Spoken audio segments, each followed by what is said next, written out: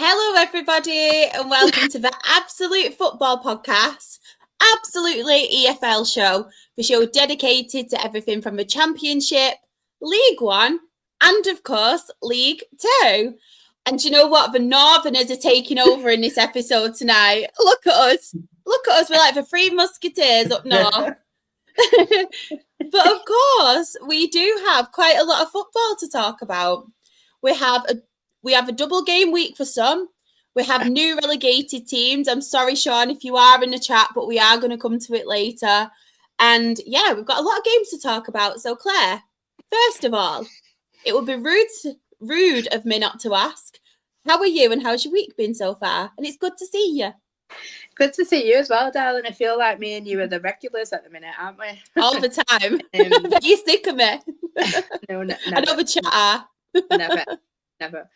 But yeah, I'm all right, thank you. I've had a few days off, so I'm kind of like, do you know when you've had a few days off in the middle of the week and you're a bit like, what on earth is the day? Yeah. Yeah, but I can't complain. Everything is A-OK, darling. How are you? Love that.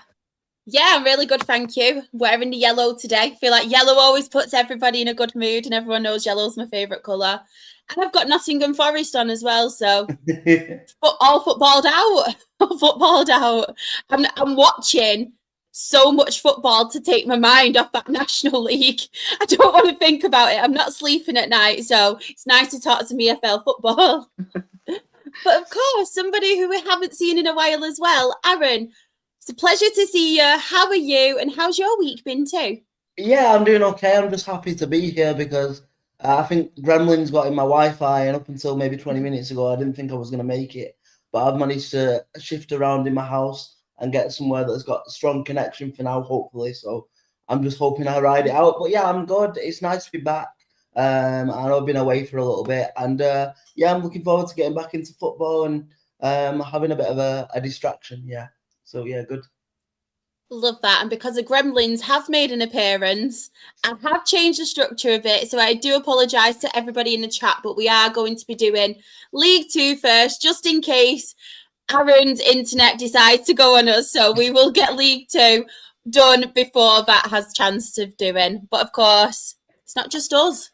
We have some people in the chat. We do have Chris.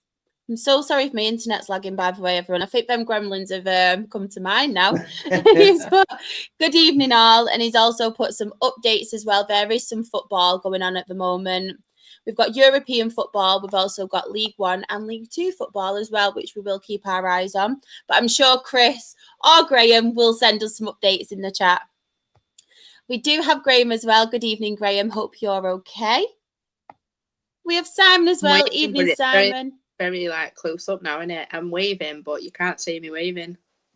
Love it. We have Simon as well. I'm guessing a very happy Simon too. Hope you're okay.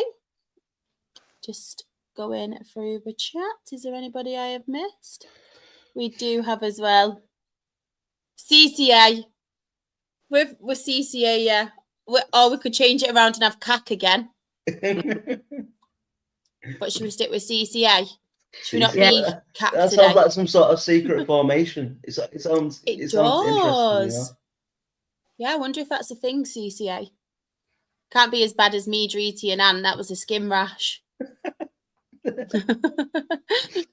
Sean has put, evening everyone, hope all is well. Your eyes will not be deceiving you as my match report will be slightly longer than 5 words. Wow. Don't hog the chat though, Sean. Bloody hell. I'm joking. We were far worse than shit. 6 words. Oh no, I shouldn't jest. Not with what's happened. I'm sorry, Sean. It's one of them things, isn't it? League Two. See what happens again. I feel like with Northampton as well, they're one of them teams, aren't they? Like we say about the Championship and the Premier League, we need like a little mini league between League One and League Two, don't they? Yeah. So it might not be long before you get back into League One, Sean. Do not worry. We've got Kyle as well. Good evening, ladies and gents. Hope you're okay. Hello. And we have as well, weird fingers. I waved back even though you can't see me. Don't worry. Honestly, I do that all the time when I'm watching, like, if I'm not on a pod, like Sam's show the other day, I'll wave at them and stuff, and I'm like, they can't even see me. What am I doing? But it's one of them. I don't know if any of you guys do it as well, but I spray like I'm going out before I do a podcast, and it's like no one can smell me. Yeah, I do. I put perfume on and everything. Same. I'm like that, doing the twirl like you do, as if you're going out. It's crazy. It just makes you feel fresh, doesn't it? Yeah. Yes, League 1.5. I agree. Right, we shall talk some football, and we will start with League Two. Open. Yes. Sorted. Right. Do you know what? I'm going to come to you first, Aaron, but we won't talk Oldham just yet. We will leave that for the time being. Is there any results on here that you do want to give a mention to? It doesn't have to just be the one as well. I think obviously the Newport game to start off with, because obviously the state of the play at the bottom, that could end up being a massive, 3 points for them. Crazy. Obviously, like they. I feel like 6 weeks ago in Newport, we all thought we're dead and buried, and now they kind of hopping it out. They're in it 1 week, out of it the next, in it 1 week, out of it the next, and I think they're doing the best that they can to try and drag it to that final day. So yeah, that'll be really interesting. Obviously, big shout out to Chloe and her Bristol Rovers side, who are on an unbelievable run of form at the minute. Really, I mean, they don't look like they're slowing, and obviously that's now coincided with a Steve Evans contract extension till the end of 2028, I think it is, which is quite interesting, and that's maybe one to keep an eye on next year, because he tends to have a bit of a history with promotions from this division, doesn't he? So that could be one to keep an eye on next year. What else have we got? MK Dons beating Bromley as well, I think is quite impressive, because, Bromley have been up there and around it, and we spoke about the job that Woodman has done so many times on this podcast this season, but they're slowly beginning to falter a little bit, and, the pack are closing in on them a little bit around them. So it's a big result for MK Dons, even though I don't like to give them too much credit. And yeah, I think they're the main ones that are sticking out to me right now. Yeah. Claire, do you have any on here? Yeah, I can't not mention them, can I? After the infamous quote of the season, what a result for Cambridge. Yeah, because they have just been so consistent.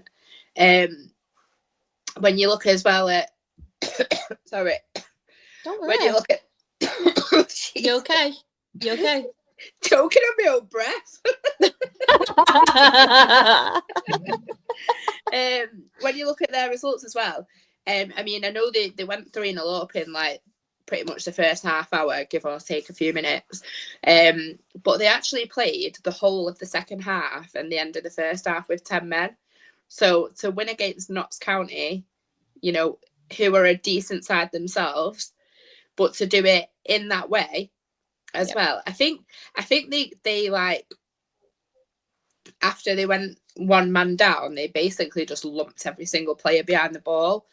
And from what I understand, I mean, I might be completely incorrect, but I'm pretty sure Notts County had about 70% possession in that game from what I saw. So I think that given, Daisy's being a pain in the derriere. Do not worry. So yeah, I just think they've had a bit of a slip up recently. They'd drawn a couple before that and then lost one against, was it Barnet? So I think that's a pretty telling result at this point in the season. Show them they're really serious about their ambitions. And other than that, for me, Cheltenham, what a result away from home. I know Walsall have completely fallen off the boil. But yeah, I just think can't be at 4-0 away from home, can you? Perfect result, really. Definitely. I just wanted to touch a little bit on the Cambridge game as well, because I actually made some notes, everyone. Don't worry, I do come prepared sometimes. But yeah, from what I saw with the highlights as well, it just like with Cambridge, the midfield as well was one of the things I noticed. They were winning every single battle in midfield.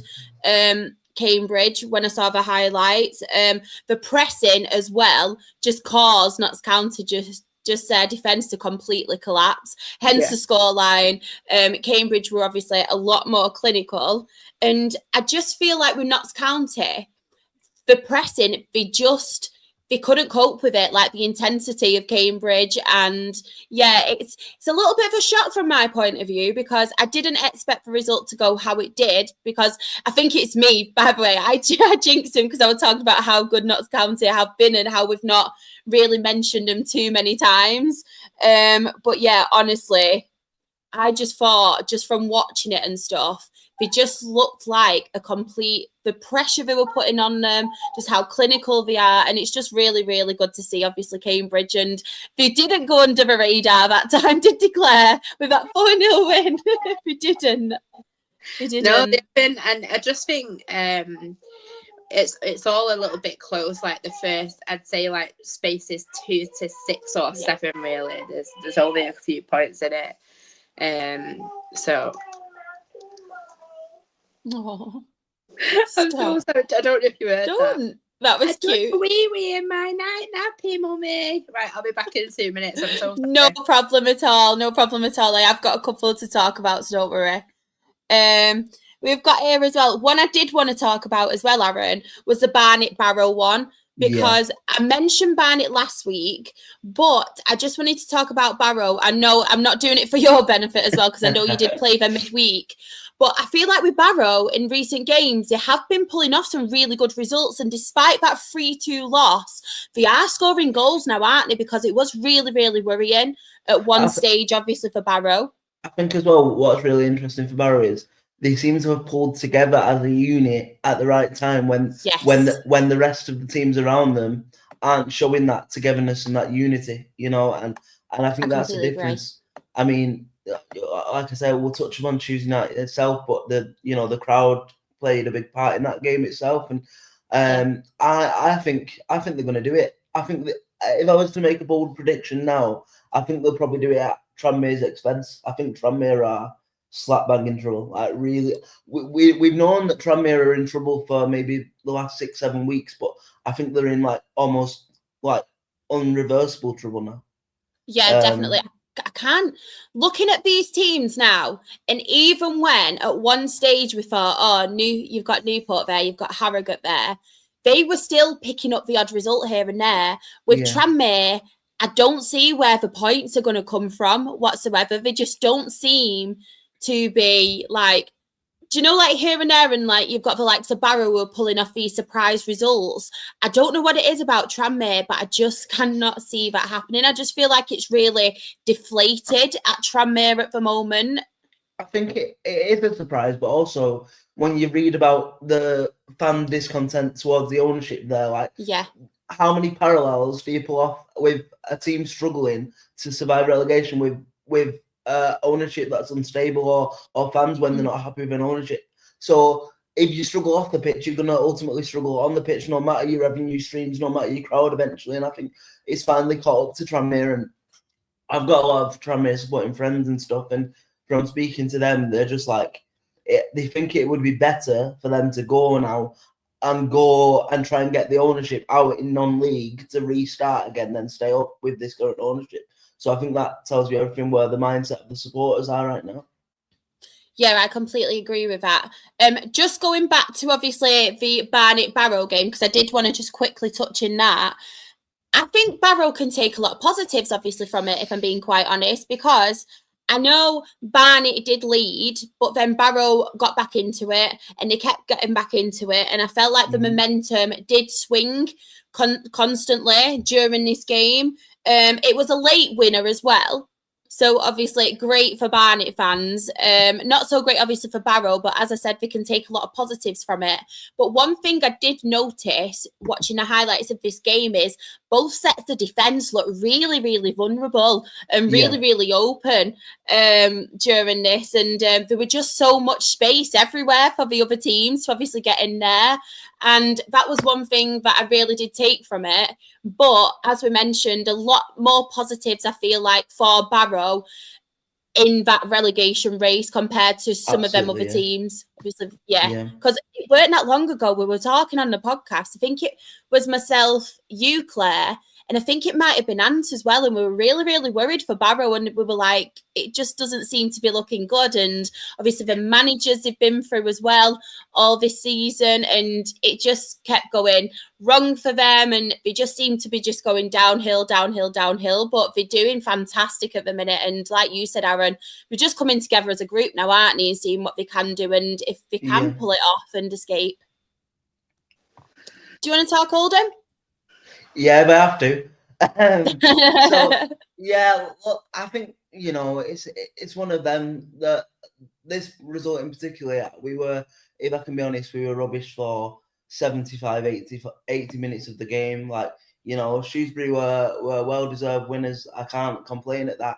And I think it's just in the last, we went on that run where we won 9 out of 11 games and put ourselves in with a real good chance of maybe sneaking into a playoff place. But now what's happened is the steam's just run out the legs, and I think it's all kind of fell apart and kind of come sort of apart from that side of things. But not taking anything away from Shrewsbury, they were really organised. They didn't let us pass the ball on the floor, and we just had to resort to like playing percentage football and territory football, and it just didn't work. The only thing I will say, I don't know if you've seen it on the replays, but the referee came under a bit of scrutiny because we had a corner and the ball was like, I would say a good couple of centimeters over the line, and she didn't give it, and the linesman brought it to attention and she still didn't give it. She stuck with her own decision, even though the linesman flagged it, which I've never seen before in football in my life. So that was at 1-0. So that could have been 1-1. But I think, it just kind of shows that we didn't deserve to get anything out of that game, and Shrewsbury were well valued for their lead. And I think the steam's just come out of our season. But like I was saying a little bit, we're 5 points off getting 70 points in our first season back in League Two. If we can get 70 points at the end of the season, that is a remarkably good, number to put on the board in your first season back, regardless of what happens. And I think sometimes people forget, it's all about incremental improvements, and we're doing that season upon season from where we've been. And that's what you have to kind of remember, it's disappointing to kind of run out of steam, especially when we were on such good form and people were calling us the dark horses to get that 7th space. But I think, even if I like to be a dreamer, I think if I'm being realistic, it probably would have been a step too far for us this season to get there anyway, because we probably would have been dumped out of the playoffs anyway. And if we somehow managed to fluke it in, up through the playoffs, I think we would have been decimated. Like last year. Exactly. I think we would have been decimated in League One anyway. I just don't think we're ready as a club yet to make that step into League One just yet. But it is what it is, I just wanted to touch as well, Aaron, on Shrewsbury, because I know obviously we've spoke about the National League before, but Brackley have just got relegated from National League into National League North again now. But Gavin Cowan has also played a huge, huge part of obviously Shrewsbury's obviously come back and what they've done since he's been appointed, because obviously he was Brackley's manager, and what a fantastic job he was doing there. He's obviously got his flowers, and people have obviously seen the fantastic job that he can do, and that step up now into League Two. And since he's obviously become the Shrewsbury manager, he has been absolutely fantastic in my opinion, because they were really, really struggling, Shrewsbury, but they've pulled off some fantastic results, haven't they, as of late, since obviously he's come in. So I just wanted to obviously speak on him. And I think as well, with a manager like that, when he's, starting his career and got something to prove, you probably tell your players that they can express themselves more and play with freedom. And I think that's what Shrewsbury have started to do. You know, they don't look like they've got much fear in them at the minute. Yeah. I know they went on a bit of a mini bad run before we played them. I think they lost 3 on the spin not long ago, but you know they've managed to steer themselves well clear of the danger zone now. And yeah, he deserves all the respect for that, definitely. Definitely. I just wanted to obviously speak about him because what a fantastic job he's done at Brackley in recent seasons. And we obviously spoke on Monday's podcast. If anybody is interested in non-league football, Monday's podcast, we did speak about it. And just how their relegation, I think part of their relegation is to do with obviously him leaving, but fantastic obviously for him to get the opportunity there. But one team I did want to touch on as well, and I'm just really shocked, Swindon's downfall. Like, what is going on at the moment at Swindon? Because they were flying at one point, weren't they? Ian Holloway obviously came in absolutely flying, but they've just seemed to hit such a blip at the moment. Obviously Colchester did win 3-0. Swindon did have a man sent off. And I just wanted to get your opinion. What do you think it is with Swindon at the moment? Do you think it's a mentality thing? Do you think have they got injuries? I just don't really know what's going on at the moment with Swindon, but it's not looking good for them, is it, in the fight for promotion? Because they were well up there, weren't they, at one point? I think trying to word this in a way that is like eloquent and appropriate, I think it's when your manager is as vocal and as kind of dividing as Mr. Holloway can be, then you know, I think sometimes it can have a great effect. It will sort of rile the players up in a good way and get the fire in the belly. But sometimes if you open your mouth too much and too regular in the media, it can also have the negative effect. So I really think that could be playing a part in it as well, you know. But like, they are still, I think it's important to say they are still 6 points in the playoffs. So, you know, they're going to have the shot, you would imagine, at promotion still. But I just don't know whether they've got that sort of playoff winning mentality there right now. You know, the playoffs are a different beast, and you have to have your mentality right. And if your manager's mentality is a bit loose, then, you know, you don't want that dripping into your players. You know what I mean? Yeah. So I think it's really interesting. Definitely. And Claire, it was Jimmy Ball that got sent off too. I know. 29th minute. And all those goals did come in the second half when they were down to 10 men.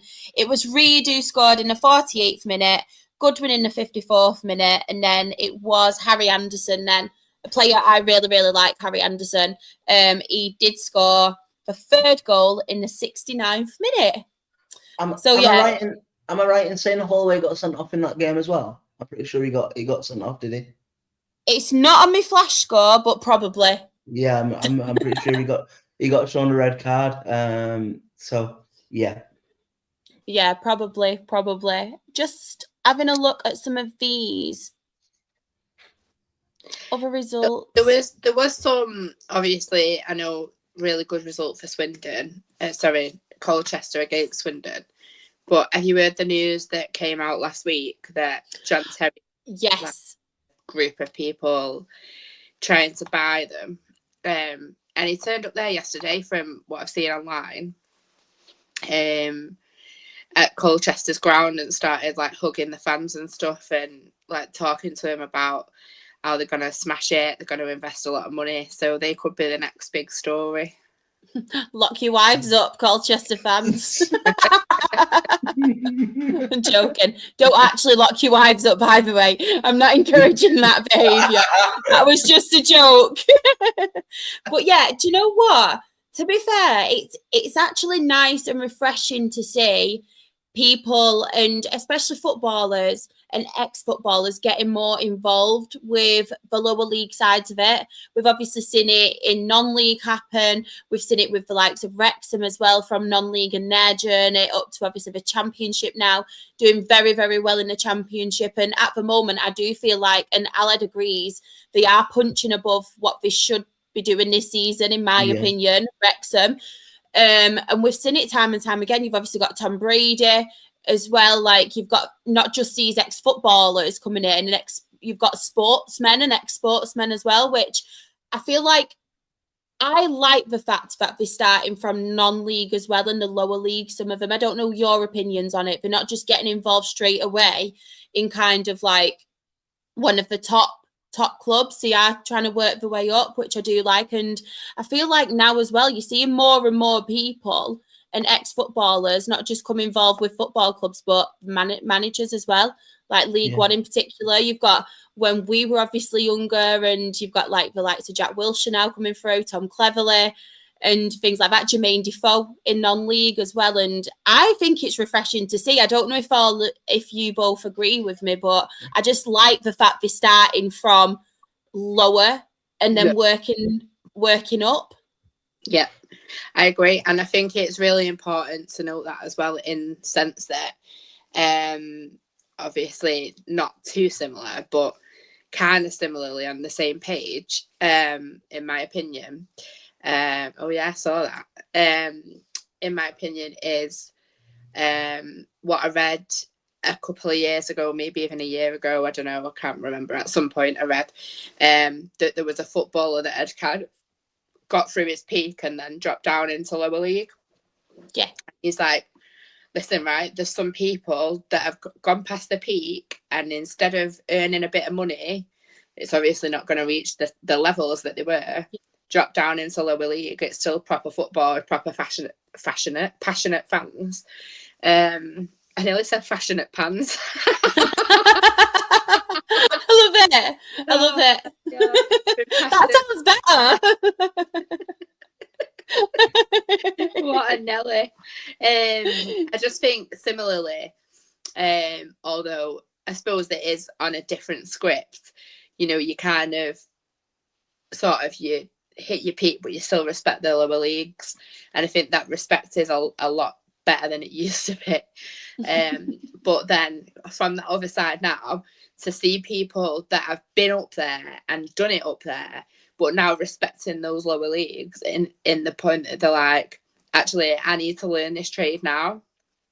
Fantastic. Yeah. Port Vale are currently 3-1 up against Peterborough. It's just come through now. I know, they're absolutely passionate just before we play them. There goes my Peterborough playoff dream once and for all. I just want to say as well, you need to trademark this, Claire, because you could bring like a new homeware, like set of pans out.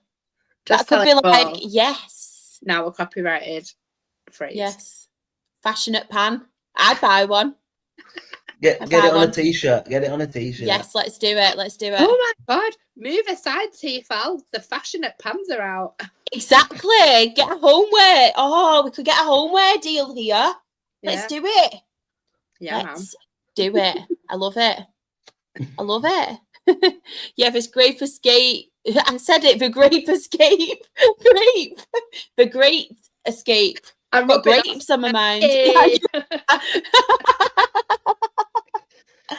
Other homeware. Exactly. Could be a new thing. I'd buy one. Just a couple more I'll quickly touch on. Obviously, Grimsby Crew looked like a good game. And Dreety's not here.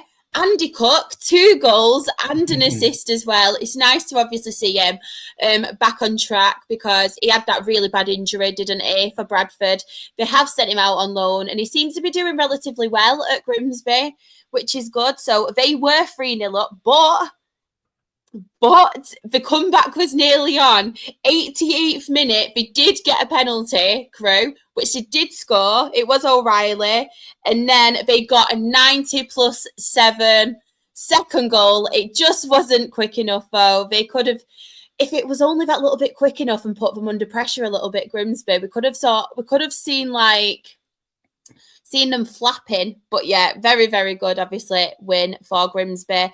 I know we touched on it before as well, but Newport Harrogate, I feel that was kind of, I don't want to say a decider, because there's a lot of other teams in it, but that was one that I was keeping my eye out for. It was kind of like, oh, you could drag one of them teams a bit further down, couldn't you, with it? So Newport did get that win. Harrogate, obviously, very frustrating for them, but yeah, it's what it is. Actually crazy. The points in it, you've got literally, obviously, bottom two. Should we have a look? But then, Tranmere, Crawley and Newport all on 37 points, so it could quite literally be any of those 4 teams, in my opinion. And the fact that... Sorry, you're fine. The 4 teams below Tranmere as well, like we were talking before, they've all got games in hand on Tranmere. You know what I mean? It's mad. No, Tranmere have got a game in hand on them, you mean? Wait, am my eyesight going, yeah? Oh, yeah, sorry, sorry. Yeah, you're right. It's been a long day. Don't worry. If my maths is right, if Harrogate don't win, but Barrow, Newport, Crawley and Tranmere all win at the weekend, that means Harrogate are down because they'll only have 2 more matches after that and they'll need 7 points. And none of them playing each other, though? I don't know. Shall I have a little look? Mm-hmm. Right, Newport. Sorry, Luke, I didn't see it. Newport have got Cheltenham, Oldham and Barrow last day. Harrogate have got Colchester, Walsall and Barnet. Wow, that's a hard one. That I don't think that's a tough one. What else? Crawley.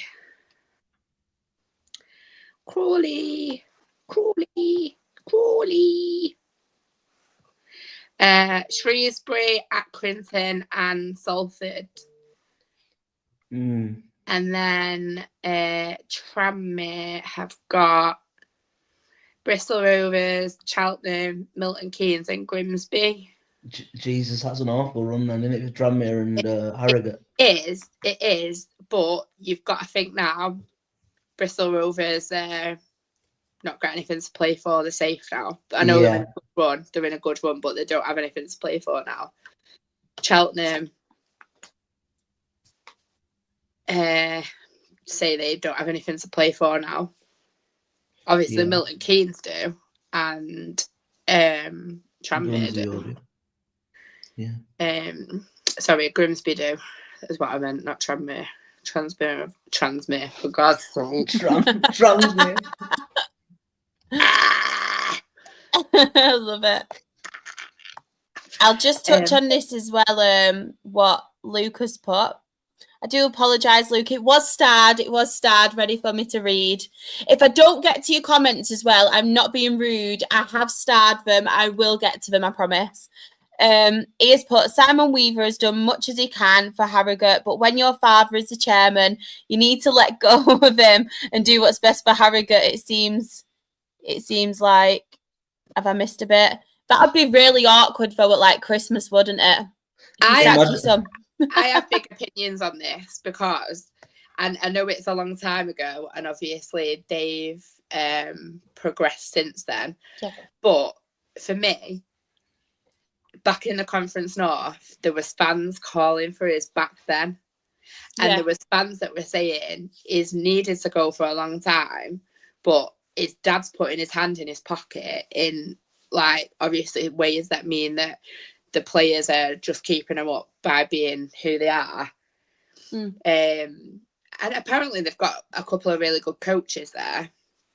But you just kind of think, like, just because he's used to doesn't mean that he should be the right person for that job. Like, if you really want to employ him, keep him in the club as a coach or as something, but get a manager who's really experienced and knows what they're doing.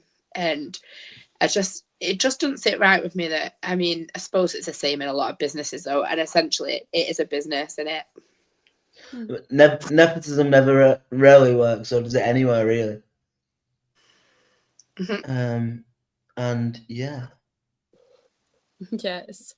it's a mad one, isn't it? It is a mad one. We will quickly go on to Tuesday's games. Aaron, I will come to you first about the Oldham game, just in case, because I know you said obviously there is a chance you may cut out. So I just want you to be able to speak about it beforehand. So it was Barrow 3, Oldham Athletic 2. So I'm going to speak about the game, do the game, and then I'm going to have my little rant that I told you about off there. No problem. And then we'll see what we're up to. So this game was probably the boringest game I've watched up until the 65th minute. And then there was 15 minutes of the game that was like a basketball game. I don't know whether you've seen it on social media, but Oldham took the lead through Kai Payne on the 65th minute. And then Barrow scored from a corner about 5 minutes later. And then as they were showing the replay on the TV for the Barrow equaliser, we kicked off. Matt Hudson kicked it against the striker, and it rebounded into the net to make it 2-1. So Barrow effectively scored twice in 30 seconds to take the lead. So I didn't even see the Barrow second goal. And yeah, like it was a shocking goalkeeping mistake, but I think Matt Hudson's been our player of the season. So like it's one of them. Goalkeepers make mistakes at this level, get over yourself. Yeah. And then we've got obviously Tom Pett brings us to 2-2 with 2 minutes to go. And then you're thinking there's 6 minutes on the board here. We've got the momentum behind us. Let's go and grab the winner and keep our faint playoff hopes alive. However, Isaac Fletcher had other things to say about that. And in the 91st minute, they just walked through a very tired defence and slots one into the bottom corner. So yeah, again, Barrow, like we spoke about the unity and the big result for Barrow there. From an Oldham perspective, the legs have just completely gone. Like in terms of we obviously we've had a lot of injuries this season, but I don't want to use that as an excuse because other teams have had injuries as well. But on Saturday we lost Devon Daniels, and Devon Daniels and Manny Month have been the two centre halves in one of the best defences in the league all season, and he does his hamstring, so it was always going to be difficult. But it's a historical thing with Latics because we do well against the teams that are around us and in the playoff places, and no matter what division we are in, even in the National League, we used to get beat by I'm trying to think of teams that are down in the bottom of the National League now. It's been that long. Nothing's come into my head. But we used to get beat by teams that you would expect us to put away, and it's the same here. Shrewsbury and Barrow on paper, you would expect a playoff chasing side to be able to put away, but we didn't, and we don't deserve that. So yeah, full credit to Barrow for their victory, and like that's our season done. And that's probably where my rant's going to come in terms of I am completely okay with the season being done there. We were in the playoff hunt with 5 games to go in the League Two season in our first season back. What I cannot stand, and I put it in the chat after the game on Tuesday, is I know every fan base has a vocal social media supporting section of the fan base, but it seems like Latics has the most embarrassing and loudest section of a social media fan base you've ever seen. When we go on a run, they all go, "Oh, we're gonna walk into them playoffs. We're gonna smash the playoffs." As soon as we lose 2 or 3 games, all rationale goes out the window, and nobody can look at it at the bigger picture and look and say we've got 65 points in our EFL return. We're 31 points clear of the drop, and we're potentially going to miss out on the playoffs between 7 and 4 points by the end of the season, depending on what happens. That is a phenomenally good season, depending on where you want to look at it. But what happens is the fan base, especially the social media fan base, they build up unrealistic expectations in their own heads, and because that doesn't match what the club want, like is going to happen with the club, they can't handle it, and then they all just go down in meltdown. So I stuck it to our own fans on social media on Tuesday night. Just a bit on that though, Aaron. Yeah. Like, it's not about getting unrealistic expectations in your head or anything, because you've been saying like, "Oh yeah, we're going for the playoffs." So that's a result of the form that your team have been in, and I feel like it's to question collapsing after that run of form. I don't think it's a social media puppet. No, but what I think like I looked at some of Oldham's social media at the weekend, and I didn't really feel like it was over the top, because if you look at the form and you look at the messages that were coming out of Oldham, I feel like it's fair for people to ask questions, but also on the same page, I do think like we're getting into a bit of a culture where not just Oldham, but every single club has got a bit of a habit of slacking off each other's fans and stuff like that. But I just feel like there's different ways of supporting your club, and because they want to ask questions, I feel like they want to be pissed off with the way that it's gone or the way that things have turned out. I don't feel like it's the wrong thing to do. I just think it's a different way of supporting your team. The point I was trying to convey is, obviously, again, it was only a minority, but after the game on Tuesday, there were people saying that Hudson was shit and needed to go. You know what I mean? He's one clean sheet off breaking a club record. You know what I mean? He's had a really good season. I think he's second in clean sheets in the entire league. And, like, yes. It's just a minority, though, isn't it?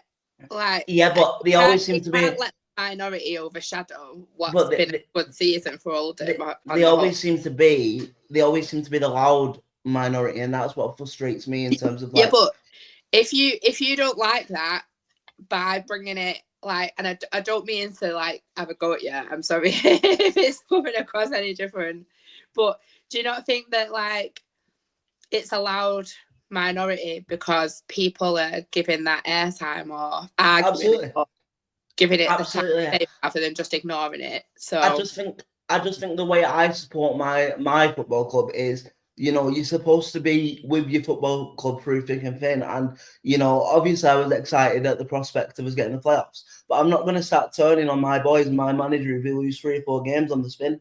You know, that's not what you do. And, like, it annoys me because these people, they don't tweet with any rationale, in my opinion, anyway. You know what I mean? It's, like I said, it's been a fantastic season, in my opinion. We could, obviously, hoping we do, but we could lose our next 2 games and make it 4 losses on the spin.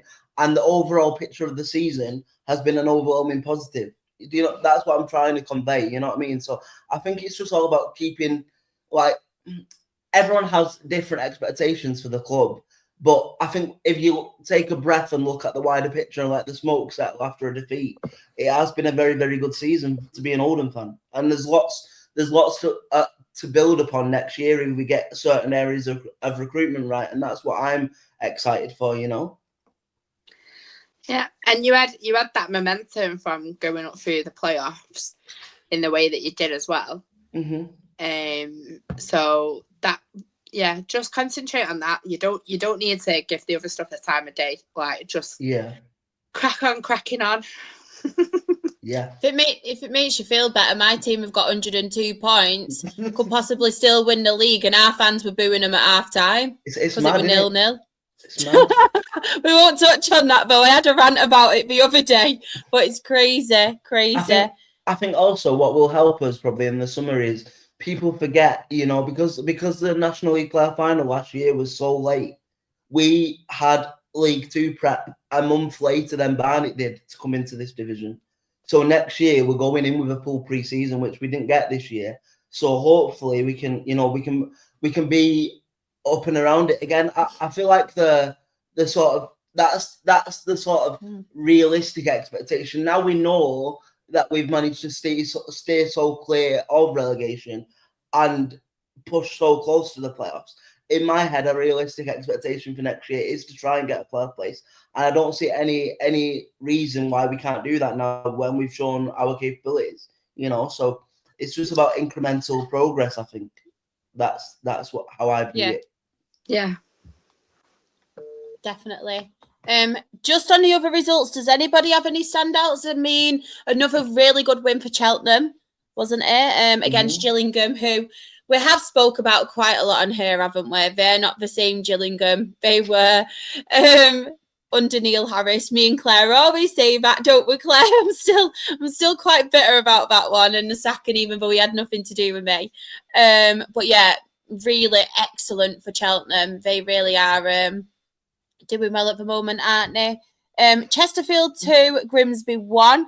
And then we do have another win as well for Colchester. They beat Accrington Stanley 2-1. Accrington are not doing very well at the moment, are they? They seem to be struggling the last few games. I think it's probably a good job Aki put the points on the board when they did, because 100%. it's probably too late for them to be dragged in it now. But like, Yeah. they seem to. We spoke about it a couple of weeks ago, but they seem to have a real big discipline problem with that football club. They get players sent off every game. It's crazy.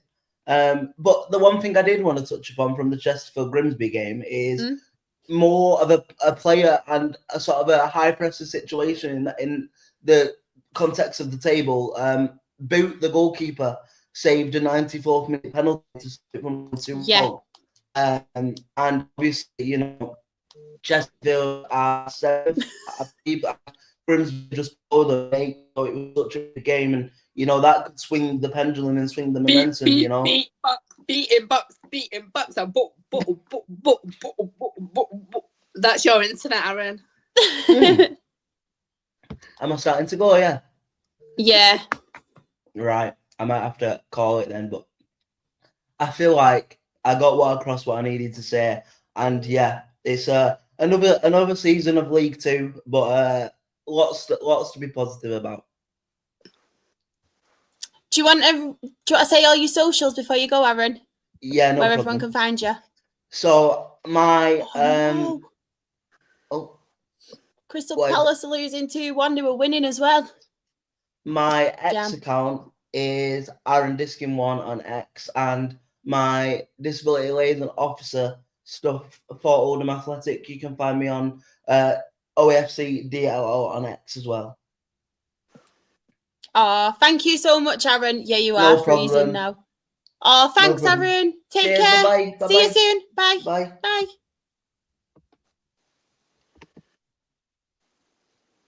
Just the two of us. It's messed up me. Make it if we try. Just the two of us. Oh, how do I do this now? Sorry, everyone. I feel like at least one person messes up my layout each time.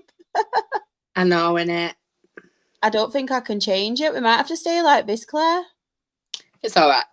It's all right. Like I feel like that's fine, innit? It makes us a bit big, so. Yeah, we'll have to leave it like this. So I do apologise, everyone, that me and Claire are so, like, squashed together. I love how there's all the space at the bottom and me and you are just there, like, it's as if we're cuddling. We want to be close, don't we, Claire? Best days. I'm really intrigued to know this, though, Sam. I know, yeah. Oh, so he's put evening wonderful team, exciting podcast news after some investigation last night and coming soon, merch. Claire, right? If you could pick one item of Absolute Football Podcast merch, what would your favourite be? And everyone in the chat as well, please answer this question. I don't know, me. I love a good hat. Like, I do love a good hat, me. Right. A bucket hat. No one on this planet looks good headset, like a sticker with headset. Yes. Yeah, but you wouldn't see the ears, would you? I could pod like that. A nice cozy hoodie. Yes. Yeah, but like maybe. I don't know. We could have like a simple baseball cap just with the logo on it. Yeah. And then that'd be good for like, we'd make them into different colours, or like a nice not black colour so you could wear it on holiday and people are like, oh, what's that? Oh, this is love that. This is my podcast. Love that.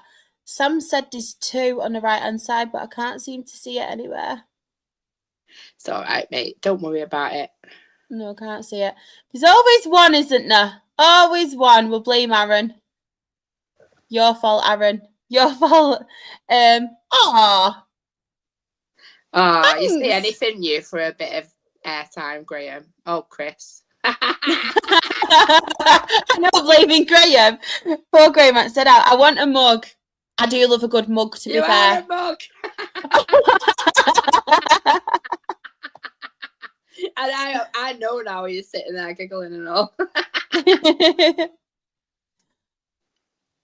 Oh man, I need to try and find this on the right side layout. I don't know what to do, Claire. I don't know what to do. I'll come up with it in a minute. I'll find it. Is it? Oh, no, don't do that. That's awful. What about this one? Oh, sorry, everyone. Please blame Aaron for this, by the way. I might have to stay with our 3 people. Yeah, do that. I have to stay with this one. Wow. I'm sorry, Sam, I can't find it. You know what I'm like. Hang on, why did I catch a stray then? Claire knows me well. Gotta be a mug to put up with you each week. Shots fired. It's all right. I deserve it. Oh, I like that idea, Sean. Extreme close-up, yes. We could. Hey, here's one. We could have the Absolute Football Podcast quote book. We've said this about your quotes need to be a quote book, Claire. Like, your quotes have to be a quote book because they would be iconic. Let me see if this one fits. No, it's just not happening, is it? I know. It's just not happening, is it? Oh my God. Is that one? No. It's not happening, guys. Yeah, do that. Leave it at that. I've tried. To be fair, that's probably the best of the lot anyway. Definitely. I'm going to quickly read out this table because I feel like we've been on a bit of a journey, haven't we? So, Bromley, they are a post office. If anybody is familiar with the Absolute Football Podcast, if you're not, it was Sam who said PO. That does mean they have qualified for playoffs, but on the Absolute Football Podcast, we like to be different. So we call it the post office, the playoff post office. So Bromley have qualified, as we all know. They are top and they have qualified for playoffs. They have 83 points. And then we have, obviously, Milton Keynes Dons. They are second on 79 points. Cambridge, Clare, they are third on 77 points with a game in hand, which they are playing tonight against Bromley, aren't they? They are playing that game in hand. And then, obviously, Notts County, 4th on 76 points, Swindon Town 5th on 74 points, Salford City 6th on 74 points, and Chesterfield have got last playoff spot at the moment on 72 points. And in the relegation zone at the moment, because it is very, very close, we have in 23rd Barrow on 36 points. Harrogate are below them, bottom of the league on 33 points. But if anybody is listening on audio and cannot see the table, write down from Tranmere in 20th. So Tranmere in 20th, Crawley in 21st, and Newport County in 22nd. They are all on 37 points. So yes, it is very, very tight at the bottom. We do have a musical card when open sounds. That would be, imagine, like a happy birthday one and it's me singing happy birthday. That could be quality. I love that idea. It's my birthday next week. I can't wait for my birthday song next week, Shah. You'll have to decide what you want me to sing it like. Do you want it to be pop, R&B, pop? I can do that. I'm pretty sure you sang it like Spice Girls last year. Probably. And Andy as well needs to get his vocals warmed up because it's on a match day. Yeah, Andy. I thought, maybe. Yeah, piss up out the Football League into the next league. That might be what it is. But Claire, I'm going to let you decide now. Do you want to go to League One and talk Stockport, or do you want to go up to the Championship? Let's go to League One. We might as well. What we'll do first, though, because obviously you didn't have a game at the weekend in the league, but you did play Luton Town. Wasn't the result that you wanted, but do you want to talk about it? Sure. Sure. I'd laugh if you just went, no, and then just didn't talk. No, I don't mind. I think obviously there was a lot of like back and through whatever, and obviously I'm not the biggest fan of the Virtue Trophy, and I decided maybe to my peril, we'll say, I decided that I shouldn't go to Wembley, basically because I've not been to any of the other rounds. But more than that, I was kind of hopeful that actually I might need to go in 6 weeks, and if I go now, I can't afford it in 6 weeks. Yeah. And obviously that's counting my chickens before they've hatched, whatever, but I don't have any hindsight. So I didn't want us to lose, obviously. I never want us to lose. Yeah, of course. So when Adamus Sidibe, yes again, was the guy, put us 1-0 up, I was just like, oh my God, we might actually win this. But yeah, it wasn't to be, was it? And things just started going a little bit wrong for us, a bit of, you know, unfortunate defending when it really, really mattered. And we went and got beat 3-1. I'm not going to go through all of Luton's goals because I don't really want to. I don't blame you. What I will just say is, unfortunate for us was that Joseph Olowu went off injured after 65 minutes. And because of all our injuries, we basically had nobody to take his place at the back. Yeah. And it meant that our top goal scorer, second top goal scorer in the whole league, Kyle Wootton, went to play centre-back for the last 25 minutes of the match. Bless him. And he absolutely smashed it. Like, love that. Smashed it. And like they scored a goal after he went there, whatever, but it weren't his fault. So just a big hat off to Kyle Wootton, and I will come back to him about yesterday in a little while. But yeah, unfortunate. Well done, Luton. Bleh. I love that. Bit of Crazy Frog again. Oh God, I forgot about that. That was so... Actually, do you know what's really funny? On our podcast chat yesterday, just for the benefit of people in here, I actually put a post. No, not a post, obviously. I put a comment in yesterday. Something about we really need to win. And didn't disappoint with his with his comeback to me. He said blah blah blah blah blah blah blah. Love that. Just quickly on Luton, no, we're not going to get too much into it, but I just wanted to say about obviously Jack Wilshere, because since he's obviously become the manager, they've been doing a fantastic job. And to say obviously he's come in, and I know we've spoke about him quite a bit, but to come in, he's not really had much experience, especially in League One. I know some managers can often struggle when they don't have experience in that, but he has done a fantastic job, hasn't he, Jack Wilshere? And he seems to be doing well, obviously, in the league, and he's won his first trophy as well. So just fantastic. Yeah, and it's really humble as well. And like we were saying before, again, managers that have been there and done that at the top, and now they're coming to learn the management trade lower down the leagues, and I really respect that. Obviously, he's got a lot of experience from where he's come from. He's played under some phenomenal managers, coaches. So to use that and develop into his own management style is doing really well, and I can't fault him for that.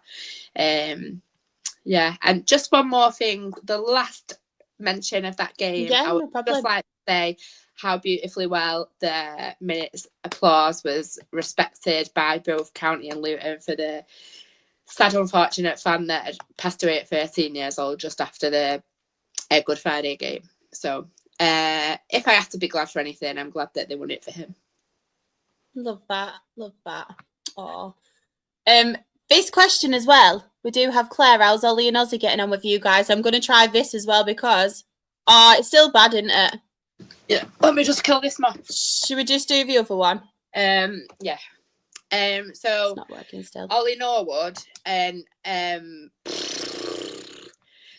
literally can't I can't say a word wrong against him. He's bloody brilliant, fantastic. Obviously, I won't discuss last night's game just yet. So if you want to hear the bits about that, you need to wait. But no, is outstanding. Like sometimes, like having two players on the pitch.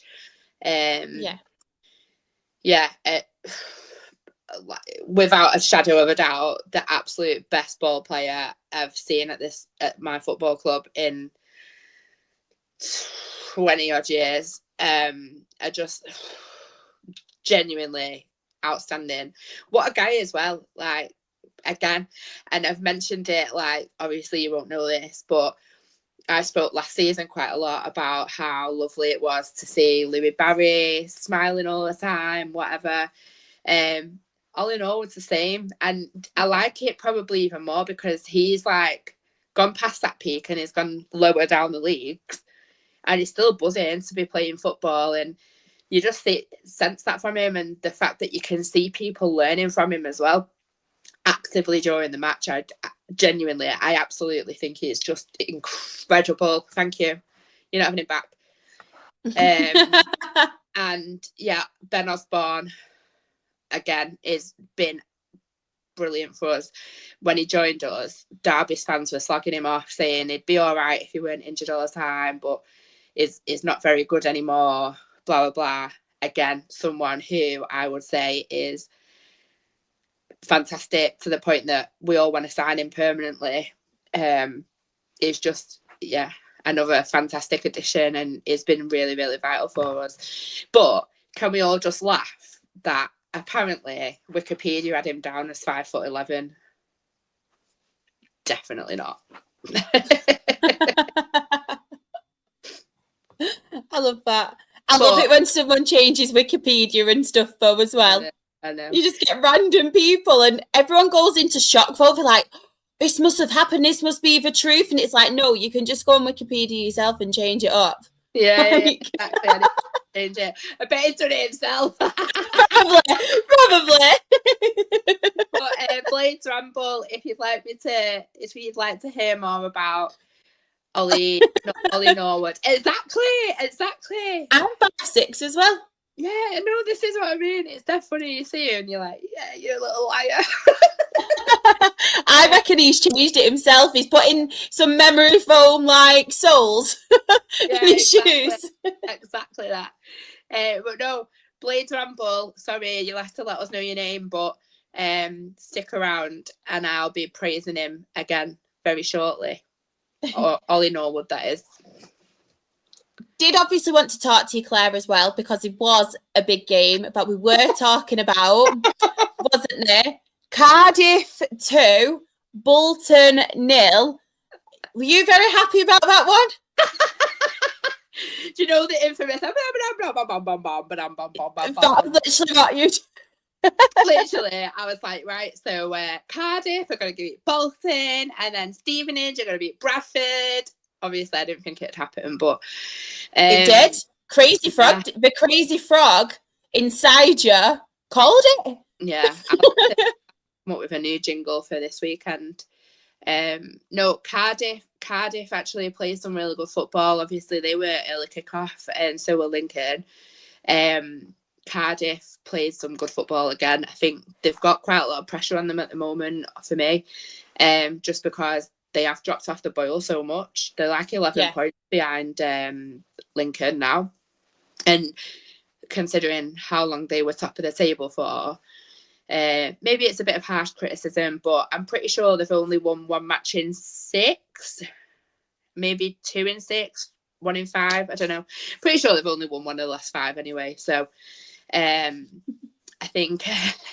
Can you predict Yeovil to win, Dale to win, and then Dale to beat York last game at season and do a blah, blah, blah, blah, blah. Absolute scenes when York are 1 point above you on the last day and Rochdale win the league with a 96-minute winner. Hendo. You will absolutely die. He did, because Aaron said he were rubbish. Yeah, man, he did.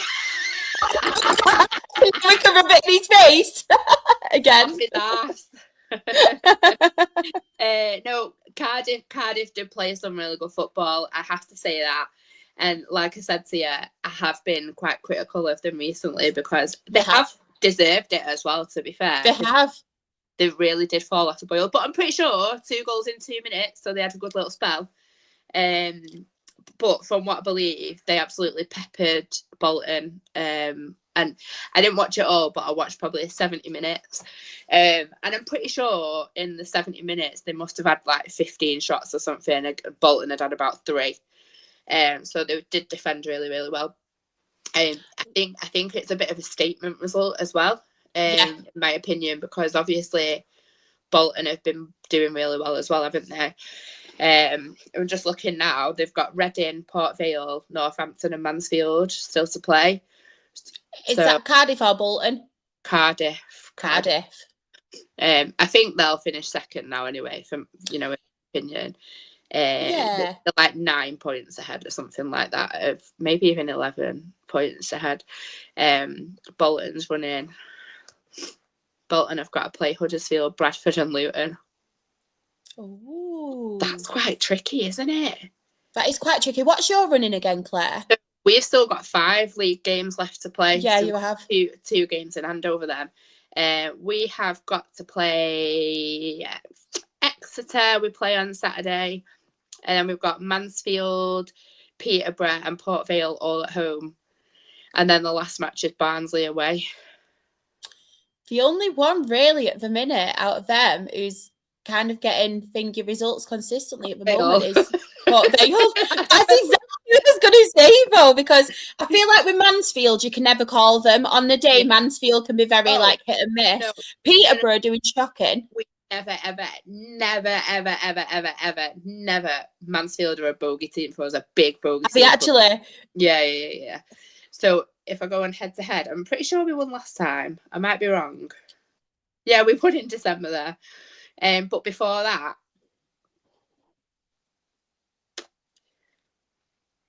we hadn't beat them in recent history, literally going back to 2011. So the one in December kind of, maybe we're past that, like, whatever. Maybe we're past that boginess. Oh, yeah. Maybe. Hopefully it happens and then we're past our boginess for York. Yeah, you are, mate. You are. Hopefully. I'm glad we're having this conversation anyway, because that was one of my questions to you about this playoff race, because it is getting a little bit tasty, isn't it, at the moment in League One. But I just wanted to touch on Cardiff a bit, because I did make a couple of notes, and I feel like recently with Cardiff, they have been quite gritty, haven't they, and had to rely more on moments rather than dominating games that we have seen. Obviously, in this game, they dominated, but recently we have seen them obviously tail off that little bit, and they've needed a lot of patience, haven't they, Cardiff? And they've not been as fluid and as kind of like resilient as Lincoln. And I don't want to compare them, but I feel like that is what was missing with Cardiff compared to Lincoln as of late. But they needed this win massively. And like you said, it was a really big statement, wasn't it, for that second place? I think when you look back as well, obviously, we said at the time how unfortunate it was. But after Mo Salek, is it? Salesh? Say Bo Selector. Selector. No, what you mean, it does. Obviously, they did go on to win quite a few games, whatever. Good run of form, but I kind of just wonder if the bad run in form, Exeter aside, if that has coincided a little bit with him not playing, because obviously people for a little while were able to pull in the goals, but he's like the poacher, he is really consistent goal scorer, and I know he's coming back now. So it'd be interesting to see how their season kind of ends with that. And I say it ends because I'm pretty convinced that they're finishing second, let's be honest.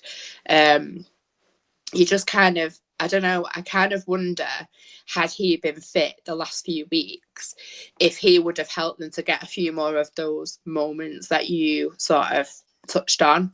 Definitely, because it's like Amari Kellerman obviously scored their first goal for him. I think it was the first goal, if I'm right. And I'm just going back now on his stats. And before that game, he'd not scored since the 21st of February against Plymouth in that 5-2 loss. So it's like that. I feel like they've needed to. I know obviously you mentioned about the injuries and stuff, but they've not had that out and out goal scorer what they were used to, have they? So yeah, obviously that's going to affect them. But any other standouts on here, Claire, or the Bradford game? Like, what were your thoughts on that with Stevenage? Were you as happy as Matt Farley? Yeah, I mean, to be fair, rather than me making it about Bradford, just Stevenage. take my hat off to Stevenage. And again, though, Shah, moments. They only had 3 shots in that match. Bradford had 13.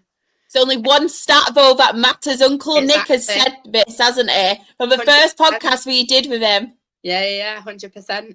And I just mean that in terms of you saying about Cardiff in the moment. Yeah, definitely. We've spoke previously about how well Stevenage can defend. And I stand on that. they defend fantastically, obviously led by Carl Pierre-Gianni, who he played for us and he was outstanding then, so we know what a good footballer he is. But I just think to sort of go to Bradford, given the fact that they're where they are, and snatch that win.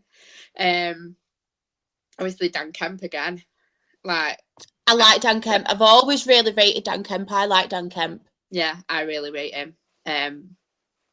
Rated him more when he moved from Milton Keynes.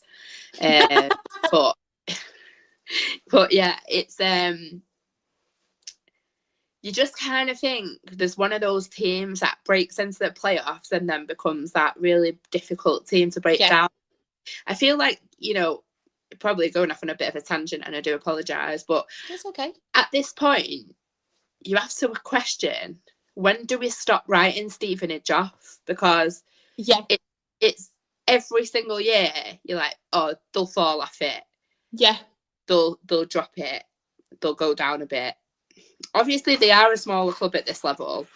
But it's not. They're sustaining though, aren't they? They are sustaining. Exactly that. And Alex Ravella's done such a good job there. Obviously, when it came to it, and people were kind of questioning that appointment, even their own fans, because he didn't have the experience, and it is a big step up to go into that job. Obviously, as much as we used to take the mick a bit, like following in Steve Evans' footsteps. Just about to say that, yeah. Good job. So for him to step up and be doing so well, I think, pat himself on the back for that. I just think, they've got, I'm just looking at Stevenage's running as well. No, you're okay. They've got Lincoln on Saturday, Barnsley, Doncaster and Wigan. So I'd expect them to win 3 of those matches, to be quite honest. I think if I'm right in saying Lincoln could win the league on Saturday. Yeah. I'm pretty sure they can. I'm almost certain they can. Yeah, same. So it's away. So, Stevenage pretty sound at home. Who knows? Could go either way. But I really don't want to sort of get to a point where we get to Stevenage in the playoffs there, because, again, another bogey team for us. But I don't think you could skip that game without giving them the credit that they deserve at this point. They're just doing the small things well. No, 100%. Another team I wanted to touch on, Claire, as well, because I know we've spoke about them recently, but I didn't realise how much of a fantastic run they have had as of late. But Wigan, in the last 10 games, they've only lost 2 of them. They've won. Okay, I failed maths, by the way, so bear with me. I think they've won 5. They've won 5 of them games, but they've drawn, obviously. They've drawn a couple. But what I love about Wigan is the fact I was one of them people. I was writing them off at one point. I was like, under Ryan Lowe, I was like, oh, they're really struggling. I don't know how they're going to get through this. Obviously, they made the decision to sack Ryan Lowe. I said that it was quite harsh because it was just before the Arsenal game. And I was like, oh, they could have let him have that, like have that moment at Arsenal, but obviously they needed to make that change very, very quickly. Yeah. They've made that change and they've beat Mansfield 2-1, but I feel like they're on a really, really good run of games as of late, Wigan. Yeah. And I'm just really, really like surprised because I didn't think they would be in this position because I was honestly really, really worried for them at one point. Yeah, same really. I think when you kind of look at it as well, obviously Gary Caldwell came in February. Yeah. But look at even, I know obviously they've been on a pretty good run recently, but even if you look at the last sort of 3 matches, I'm pretty sure it's 3 games in a row, they scored 8, conceded maybe 2. So even that in itself is good. But didn't they beat Bradford as well in that run? Yeah, I'm pretty sure they did. Yeah, I thought so. So let me double check. The teams that are mid-table, because they were at risk. You weren't wrong in saying it. They were at risk of dropping because they were on a free-for-all, weren't they? Yeah, they beat them 2-0, Claire. Yeah, I thought so. Beat them 2-0. They were in a really poor run of form. Probably come at the wrong time, but obviously they're safe now. So mid-table as well from literally, I swear it was about 3 or 4 weeks ago. We were looking at them, we were like, whoa, they're right near the bottom of the table. So fair play to him for that run that they've had. Fantastic. What I feel like as well with Wigan is we say it often about teams in and around them at the time, near the bottom, they have actually been picking the points up around, against those teams that are in and around them, because I feel like that's one of the most important things when you are possibly in a relegation fight at the time. So obviously they're not now, but they beat Rotherham, obviously 3-0. With Sim Rotherham, they are now relegated. We will come on to that. They've obviously beat Mansfield, they beat Northampton as well. So it's all them teams near the bottom. They beat Exeter. Obviously Exeter are struggling.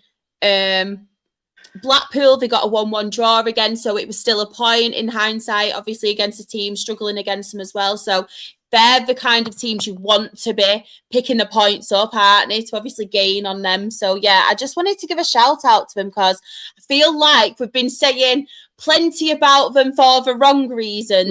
You need to shout them out a bit, don't you, when they are on a good run. 100%, yeah.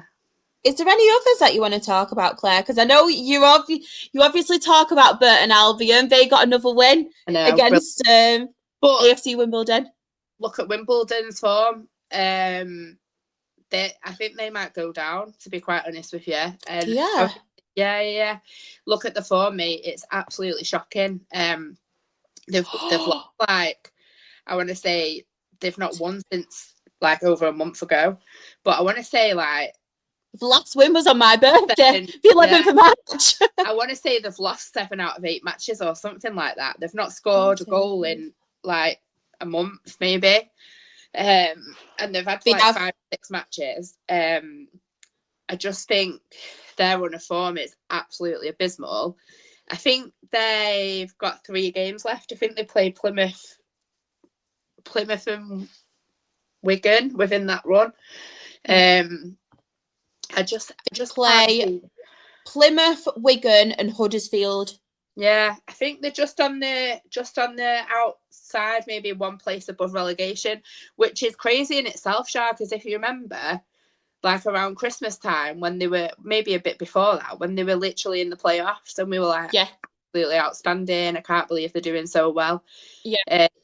So that is quite the collapse, and I really, really rate Johnny Jackson. I think is been a great manager for them, but they've got to start asking questions at some point if that run continues. No, I completely agree. I'm just looking at the table now, and obviously the 3 points again. The 3 points above Exeter, played the same games as them. But yeah, that is absolutely shocking. The only good thing for them at the moment is, obviously, even though Port Vale do have those 2 games in hand, Port Vale are obviously quite a little bit behind. There's quite a gap, isn't there, on them? But like you said, Claire, I'm just looking at their form and lost 7 out of 8, and they managed to get a draw in that other one, and that was against Peterborough, who are obviously struggling at the moment for some kind of form, because we were talking about Peterborough, saying how well they were doing, and I don't know if it's like a manager bounce thing at first with how well they were doing, but they've seemed to tail off as well, haven't they, Peterborough? Obviously against Blackpool, 3-1 against Blackpool. So I don't know if you saw any of that, but Blackpool scored a couple of really, really good goals. Obviously, a team that have been struggling recently. They've dragged themselves out of the relegation places. So that's for my benefit, I think. So they were they came out 3-1 winners. Yeah, Fraser Horsfall got sent off about a minute after their goal, and I feel like it's in a lot of ways one of those that's like taking one for the team. Because if he hadn't have done what he did, then they would have scored without any doubt. So he's denied that clear goal scoring opportunity, and that's why he's been sent off. You can kind of understand it, but I think losing him now for a 3 game? Is it a 1 game ban? 3 game ban? Has he been sent off before this season? I'm pretty sure he has, hasn't he? Yeah, but it's not that, is it? It's like denying a goal scoring opportunity is not serious foul play, is it? No, it should only be 1 then, I'm guessing. Just a 1 match ban. I just think if it was more than that, then they might struggle. But because obviously he had a bit of a tough time as well when he moved to them. Couldn't get a game, but by all accounts, he's been a really big part of their recent form. But they have got a couple of tough matches left, because I'm pretty sure they play both Wycombe and Reading, who were obviously fighting for playoffs. So that could be tricky. Yeah, Wycombe, Leyton Orient, Reading. Yeah. So pretty tough running for them. So they really need to have their best players. But then again, definitely, if he hadn't have done that, could it have been different? Who knows? Because hindsight's a wonderful thing, isn't it? It is. Oh, we've got Flawless as well. Hello, Shelton Claire. Hello, hope you're okay. And as always, if you're not subscribing to him, check out his channel, Sarcasm City TV. Go and do it. Subscribe. And if Flawless is going to be really surprised, because we're having like a brilliant conversation at the minute. I'm enjoying this football chat. I know. Do you know what? Maybe it's everyone else letting us down, and we're like the ones who know our stuff. I reckon it should just be me and you on podcast now, Claire. Have the rest of them. Exactly. I reckon in our group chat you should put like, I'm not being funny, but just go away, all of you. It's me and Shah now. Part, yeah.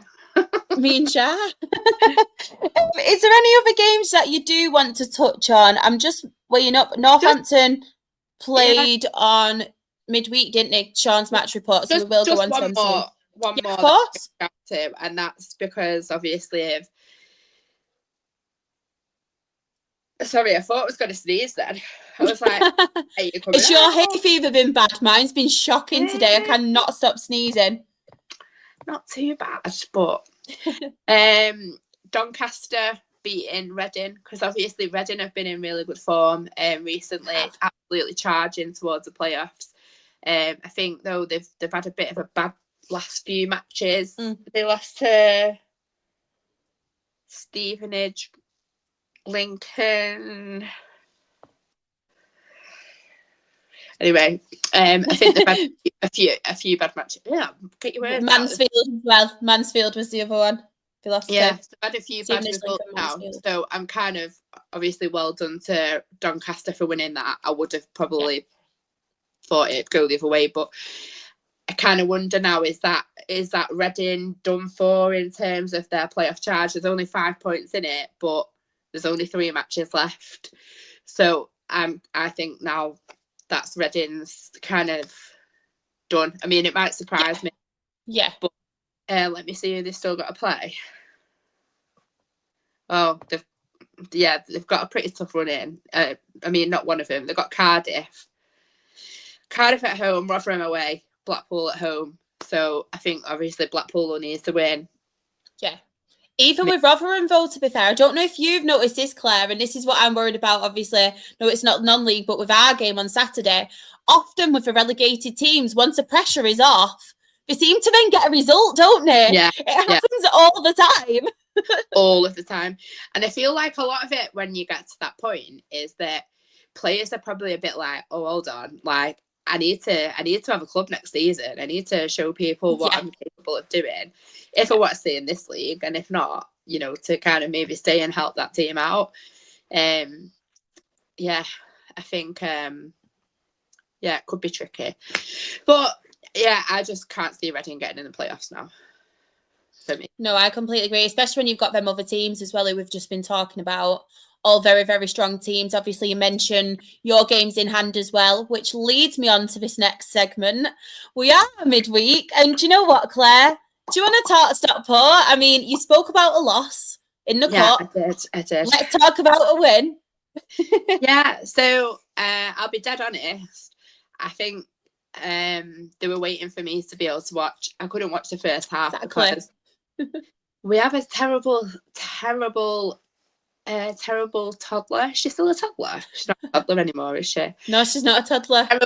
Terrible child for sleep. So I cannot have my TV on for 2 hours before her bedtime. And her bedtime now is 8:30. It just seems so late for that age. So I couldn't watch the first half, and I was getting Luke will be happy. 0-0. Yeah, I was getting a lot of updates from Andy, bless him. And he was basically saying it could be 1-1. That's about it. Like, and then I think I got the last 5 minutes or 10 minutes maybe of the first half, and it was all right, but it wasn't great. But from what I understand, second half was a lot better. Obviously, I watched the second half and I thought we were really good value for the win. Josh Stokes put us 1-0 up, and again, like a player that you and I have discussed previously, because I wanted him for years when he was at Aldershot. Yeah, I was like, I want him, and I'd love to keep him. Like, obviously, you have to wonder whether he's going to get utilised at Bristol. Is it Bristol City? I don't know. I'm sure it's Bristol City. I know I thought that, but something. I've got Bristol City in my head. Same. I'm pretty sure it's Bristol City. I'd love us to have the opportunity to sign him permanently in the summer. I think he's been really good for us. He's kind of been managed a little bit because he's had this bit of a niggling foot injury, but fantastic. And yes, another assist by Superman Ollie Norwood. And then I love him. It's one of my favourite players, Ollie Norwood. Brilliant, just absolutely outstanding, incredible footballer. And then Theo Eden has then put us 2-0 up, which is absolutely mad because he's never been like a goal scoring player, and then he's gone and scored 2 in like 3 games. So, you know, come out of the woodworks, come and get your goals, guys. But for me, again, another assist for Ollie Norwood. He got 2 assists. So what I do just want to say, and maybe it's the mum in me coming out, I want to just give a little bit of a shout to, obviously I know he won't see it, to Kyle Wootton. Kyle Wootton has played the whole of last night's match at centre-back and quite arguably been man of the match. So you know the... He wears a magic hat, and if you throw right to your defender, that's what Kyle Wootton was getting sung at him last night. He was an absolute brick. And sometimes you kind of think, you know, maybe that's a great position for him to fill in because he's a defender, he knows how to read the game at that level. But for him to be so good at the back, just wow, absolute credit. But more than that, because we had Wembley on Sunday, obviously Wimbledon yesterday, and then we're at Exeter on Saturday. So we've got a long week of away games. So the whole team have been down south since Saturday. So I would just like to shout out Kyle Button's partner, Grace, because she's got a 2-week-old baby, had a C-section. Obviously, Kyle's away from home for a week. So to be missing out, for her to be looking after the baby by herself and recovering from a C-section, she's got an older child as well. But then for him to be missing out on that time, it just shows kind of what you miss out on being a footballer. Yeah, so both to take my hat off to Grace for what she's doing and bringing up the beautiful little baby, and him for sacrificing that time as well with his new family.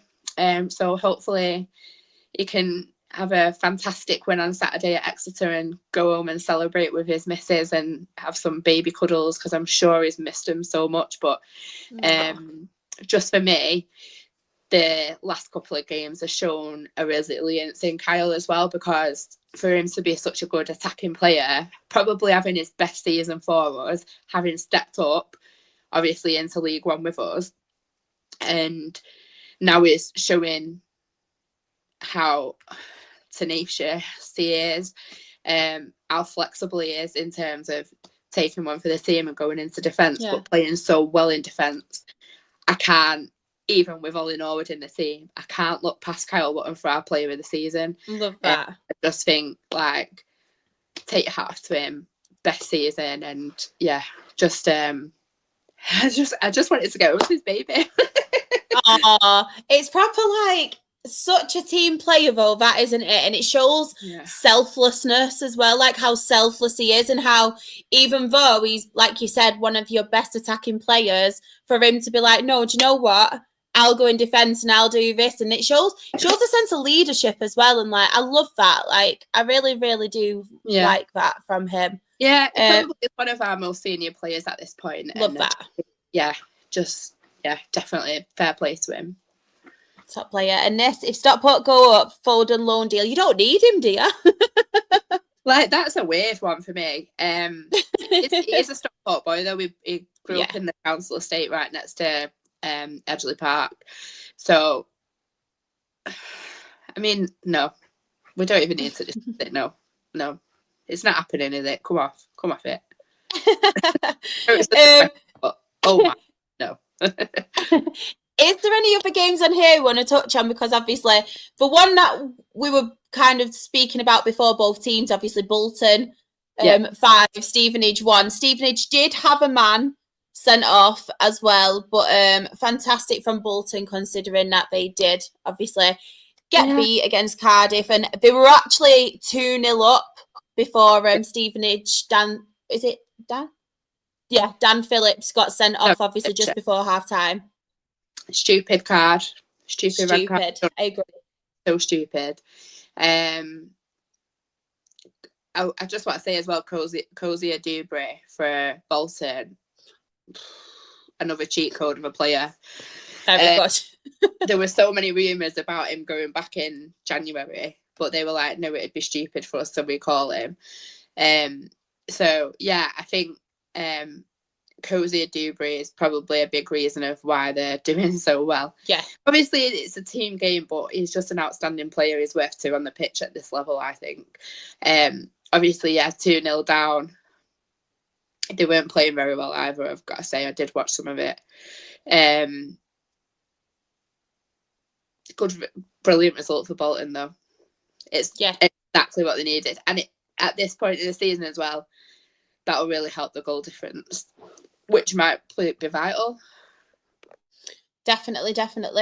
I will read out, obviously, Sean's match report. So it wasn't good, obviously, for Northampton. He did see it coming, though, didn't he? Bless him, Sean. But I have got his match report here. Just bear with me a second. So he is put, obviously, against Luton, who we have mentioned before and saying how well they are doing under Jack Wilshere. So Luton away last night, we went 1-0 through the man, the myth, the legend on the 31st minute. 43rd minute, Luton equalised through Liam Walsh. I'm thinking the Luton with the double O's is at my expense again. Through Liam Walsh. And then in the 85th minute, Kai Naismith made it 2-1. unfortunately, that did confirm our relegation to League Two next season, but hopefully we can do a rebuild and get back into League One automatically instead of playoffs. Sorry, Chloe. Yeah. Just as well, I spoke to Danny last night, obviously part of the ladies podcast on a Wednesday. And he was like, I asked him if he was all right, and he's like, yeah, I'm all good. He's like, it has been inevitable for weeks, but yeah, there's just something like a sadness of it being confirmed, and I think that's it, really, isn't it? Obviously, Definitely. It's been a really poor season for Northampton and the fans, but sometimes a relegation's not a bad thing, even though it feels like it is at that time, because it does allow you that time to rebuild, and obviously there's a reason why you've been struggling. So take it as a period of time to obviously, hopefully, rebuild and regroup over the summer and come back stronger. 100% agree. 100% agree. Just touching on some of the other games. So Huddersfield Town did manage to get a draw against Cardiff. They did take the lead in the 27th minute, and it was a 90 plus 5 minute goal from the man we were talking about, Claire, Yusuf Selic. He came on, obviously. He got that goal in 90 plus 5. So, yeah, very good for obviously him. Go on, sorry, Claire. No, I was going to say they probably needed that. 100%. Yeah, at that point. 100%. And it just shows as well, those kind of teams like that never give up attitude when you are going for something as well. Like we've seen it with obviously in recent weeks with those teams. I've seen it in National League as well, when you need to get that result, you need to grind out a result, and then it's that never give up attitude as well, and pulling things off when you need it the most. And I think that does show the signs of a very good team, even when you haven't been playing very well, you're still managing to get points out of it. So they definitely needed that. Definitely. I don't know. Oh, hello. Come off it, Shawnee boy. I'm guessing you meant your match report, because I ain't seen anything else. I can assure everyone in the chat that. That really shocked me. Could you tell with my face? And I was like, what? What? That is funny. It's usually Chris talking about long ones, not Sean. The whole chat are doing it now. And obviously, what was I going to say? We'll go to the table. Yeah, podcast after dark. That should be for members only. Feel like we need to move on now, just to kind of like get away from it. Yeah, Chris, for once. Yeah, definitely the match report. Just to confirm, everyone. Just to confirm, it was the match report. So we do have our League One table. So top of the table and already promoted, may we add, we did speak about it last week. We do have Lincoln City at the top on 93 points.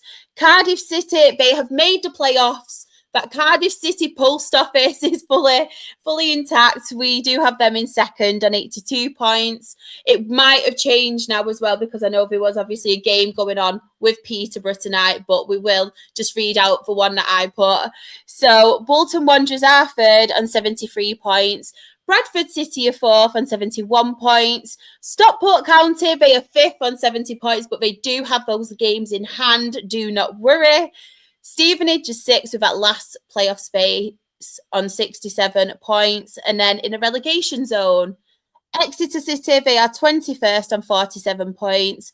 Rotherham United, 22nd on 37 points. They have already been relegated.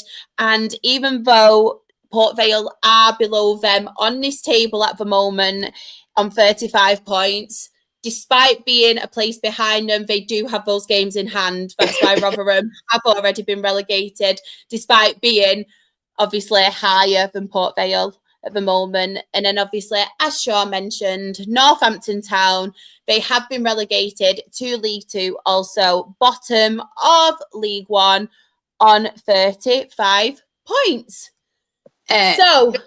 Can I just mention Port Vale? Yeah, obviously, they've got quite a lot of games in hand because of the FA Cup. You do. They've got 4 games in 9 days. And of them, they've got Wigan, Cardiff, Plymouth, Stockport County, and Lincoln. Wow, that is a tough down. run-in. They're going down. Imagine if he pulled off some great escape, though. Imagine. No, I can't see it. Are any of them games at home? Because I know they've had a lot of trouble with the pitch as of late, haven't they? So that might work in their favour. They're at home on Sunday against Wigan, and then the final game of the season is Lincoln at home. Oh, to be fair though, Lincoln might have already but be on the beat point. In 6 days, they've got Cardiff, Plymouth, and Stockport County away. Do you know what? That's actually a shame. Obviously, not for you guys, but it's a shame it's not actually at Port Vale's ground, because especially the kind of football, and I know what you teams like to play, that's, style of football and stuff, especially Cardiff, that could have possibly worked in Port Vale's favour if it was at their place, because their pitch obviously isn't the best at the moment. So in that aspect, it's such a shame, because they could have obviously got something out of that, because Cardiff, obviously, they like to play their football on the ground and all that passing, like the possession base. So in that aspect, it is such a shame for Port Vale. Yeah. Such a shame. I just find it absolutely mad they got so far in the FA Cup. They've done so well in the league. You think of the money as well, that obviously it's helped them as much as they might possibly be going down, and it's such a shame. Do we actually think, because I'm pretty sure a lot of us in our predictions, because they got promoted, didn't they, last season? Do you reckon Port Vale kind of expected that they were going to go back down again? I don't know. I think at the time, a lot of us predicted, yeah. Yeah, I think at the time there was a lot of talk that they'd maybe not do too well. Yeah. But I still think it's been a little bit of a shock. Yeah, I've seen that. It's like a Craig David song, isn't it? Yeah, I do think it's been a bit of a, I don't know, like more disappointing than I would have thought. But they are trying. They are trying their best to pull out of it, and I don't know, like under Darren Moore, I've got to say, they're by a long way the worst team that I've seen in the league. So obviously, I'm expecting when we play him next week, I'm expecting the week after, I'm expecting it to be. Wait, is it next week? Shaw, help me, I'm losing my mind. Which day do you play them on? Sunday, Wednesday, Saturday, Tuesday, or Saturday? I think we play them on the 28th. So in 12 days. So it will be next week. Yeah. No, it won't. Yeah. The week after. It'll be the weekend. It'll be the weekend, won't it? Saturday. Next Saturday, I'm thinking. Yeah. Weekend Tuesday. Yeah, I think they might have gone down by then, to be honest. So, and I think they've got all of those games before that as well, apart from one. So, because everyone's got to finish on the 2nd, haven't they? Chris has confirmed. Yeah. So it's like not next week, the week after. I'm hoping that they'll have run out of legs by then. Yeah. But then I do say I will expect it to be a completely different match than it was last time, because from all accounts, not that I've seen him that much, but apparently John Brady's got him playing some pretty decent football. He has. Definitely. And just from tonight's result as well, that obviously confirms Port Vale are now above Rotherham, aren't they, in the table with that win for them. Yeah, brilliant. They are 22nd. 38 points now. Obviously, minus 22 goal difference, which is ridiculous. But I don't know, like, it's still 12 points behind them. Obviously, I know they've got 5 games left, but other teams it gets tired. It'll get draining for the players as well. And you think that literally Sunday, Wednesday, Saturday, Tuesday, Saturday, they're not getting a break as well. And obviously those... they've got to hope that Exeter and Wimbledon lose every game. That's the only way they stay up, if they lose every game. So Wimbledon win on Saturday, it's game over. It's good night. Definitely. So I can't see him. I mean, it's not happening, is it? Let's be honest. It's not happening, going down. And they deserve it over the balance of the season, you've got to say, as sad as it is. Yeah, definitely. I feel like maybe if he made that appointment that little bit sooner, might have been, but you can't, in hindsight, it happens, doesn't it? It happens. Yeah. Wigan is probably Vale's easiest fixture, but they won't. Do you know what though? I can't even. It'll be a tough one. But even we were just talking about obviously Wigan, weren't we, and how well Wigan have been doing as of late. So Rigo, you've come in at the wrong time. We probably spent 5 minutes bigging Wigan up. Love that. Obviously, we do have another league to talk about. So I know you've been waiting very, very patiently. People in the chat, you Aled, you Simon, you Graham as well. Championship. We will be talking a championship. And I don't know where Luke is, but right at the top, we do have a 0-0. And if I'm right in saying as well, there is a chance what I have seen that West Brom may be getting a points deduction. Oh, I haven't seen that. I have seen that. I have seen that. Yeah, I'm pretty sure I've not made this up. Yeah, no, I did see it. I did see it the other day. It was in the chat. I think, will it be done in time for this season? I mean, to be fair, they're struggling already, aren't they? They are struggling massively. I've said it time and time again. But I think their problem was, and it's no disrespect to him, I just don't think he had the experience, but appointing Ryan Mason, I feel like they needed after recent seasons, because to me, I felt like West Brom have been regressing. Yeah, and I feel like they needed that experienced manager, and they didn't do that. They appointed, obviously, they wanted, say, like what we've seen with your Tom Cleverleys and your Jack Wilshires, but they're a league below. I feel like it was too much pressure for Ryan Mason when he's not really essentially got the experience in the Championship. Obviously, we've seen him as interim at Spurs and things, but I just feel like with Ryan Mason, it just wasn't. It wasn't the fit West Brom needed. Yeah, but they've not even replaced, have they? They've just got Jameson covering him at the moment. I mean, the form's not terrible at the moment. Since the 7th of March, they've not lost. The last game they lost was the 28th of Feb. But it's just too many draws. Definitely. No, I completely agree. You're 100% right about Ryan Mason. It doesn't always work out. And unfortunately, with those kind of things, you don't know it's not going to work out if you don't try it. And I really, really wanted it to go well for him, especially given his playing career had ended. And just really unfortunate, to be fair. But I suppose you learn your lesson, don't you? Definitely. Another team I did want to give a shout out to. I know it was a 0-0 draw, but again, you've got a point, and against the league leaders who have been doing fantastic. But Sheffield Wednesday, I know it was a 0-0, but what a fantastic result and very, very good defending, obviously from Sheffield Wednesday. They should have beat Leicester, and they could have won at Coventry. They had a couple of good attempts. But they played Charlton on Saturday. They're gonna beat Charlton because I don't want them to, obviously for Graham, but given what Graham said previously, it leaves me as well. It leaves me to believe.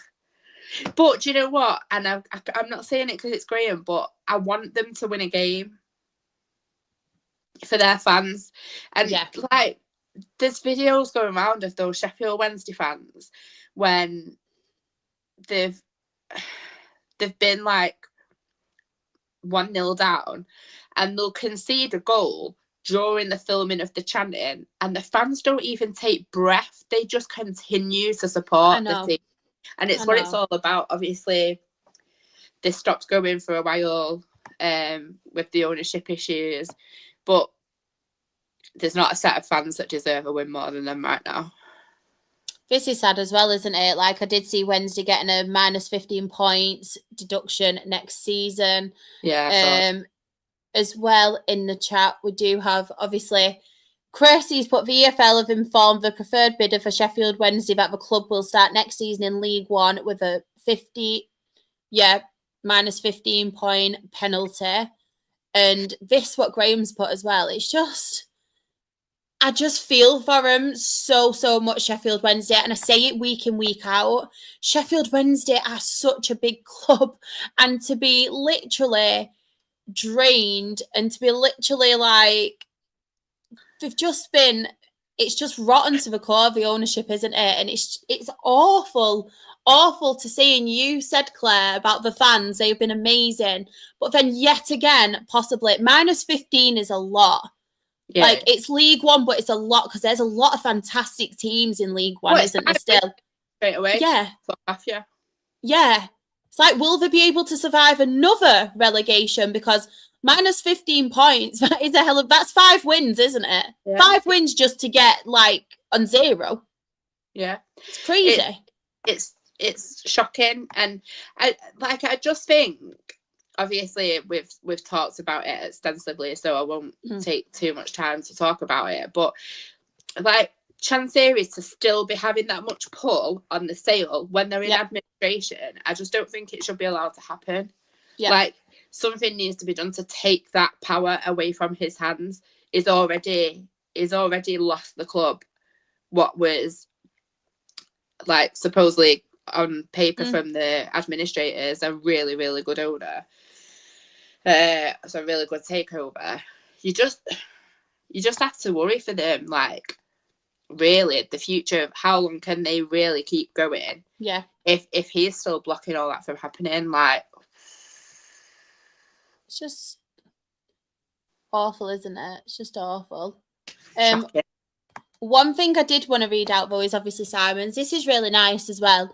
We had chances, just didn't take them. Sheffield Wednesday fans are the best I've seen at the CBS. Turned up in their numbers and was super loud despite everything they're going through. I love that. That just sums up what you said as well, Claire. Yeah. And albeit, obviously, I think it's goal difference that can prevent it. But congratulations as well for being, whilst not mathematically you are, because of your goal difference, promoted now to the Premier League. So I think that's a really nice end to the season, and Coventry have truly deserved that. They have, like, especially the form at the beginning of the season, the amount of goals that they were banging away, and to come through the spells of, like, struggling that they did. Yeah, definitely. When actually, like, it probably would have been easier to just lose your form, but to get over that and come back as strong as they have and perform as well as they have, I think obviously Frank Lampard's learned a lot of lessons. Excellent, from his previous spell. Excellent. And we all questioned whether it would be the right appointment. I'm sure even Simon at the point, because Frank Lampard has struggled previously, but obviously he's learned from it, and you are anyway. Let's be honest. It's literally impossible for Millwall to score like 20 odd goals and you score none. You are promoted anyway, in my opinion. I completely agree. Completely agree with that. And I could completely agree with you, Claire, as well, because I was one of them people, and I've said it time and time again, when they made the decision to obviously part ways with Robbins, I was like, really? Like, why have you done this? But they've obviously seen that he couldn't take them to the next level. And even we've seen it, haven't we, with the playoffs? We've seen them miss out time and time again. And you're getting someone like Frank Lampard. And I wasn't sure, because I always have this thing, I don't know if you agree, Claire. I think it's because obviously you Wayne Rooney's, obviously I've seen it with Steven Gerrard as well.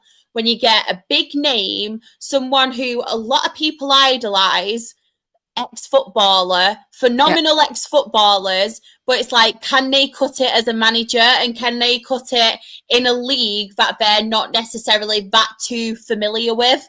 But Frank Lampard, he has been excellent, and he has proven a lot of people wrong, because obviously we've seen him at Derby, we've seen him at Chelsea, and I think he's took obviously those experiences and then brought it into obviously Coventry, and I feel like Coventry needed that maybe more modern kind of football manager to push them to that next level. As much as Mark Robbins was excellent for them, he did a fantastic job. Lampard has just got them that step up now, and I love that.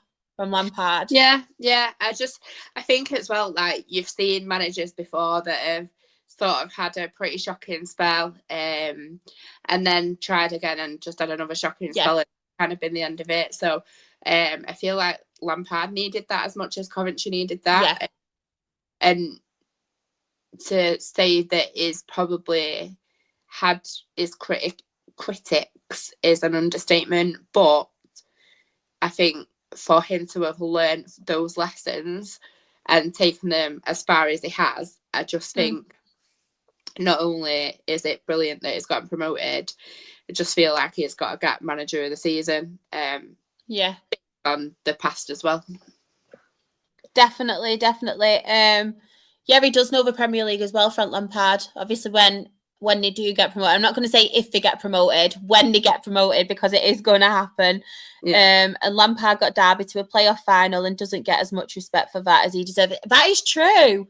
Do you know what? That is completely true. A lot of people do. Like, I don't want to say disrespect, because I know a lot of people do like Lampard and have a lot of respect for Lampard, but the manager, Frank Lampard, I think he does get disrespected when it comes to things like that. So, yeah, I completely agree.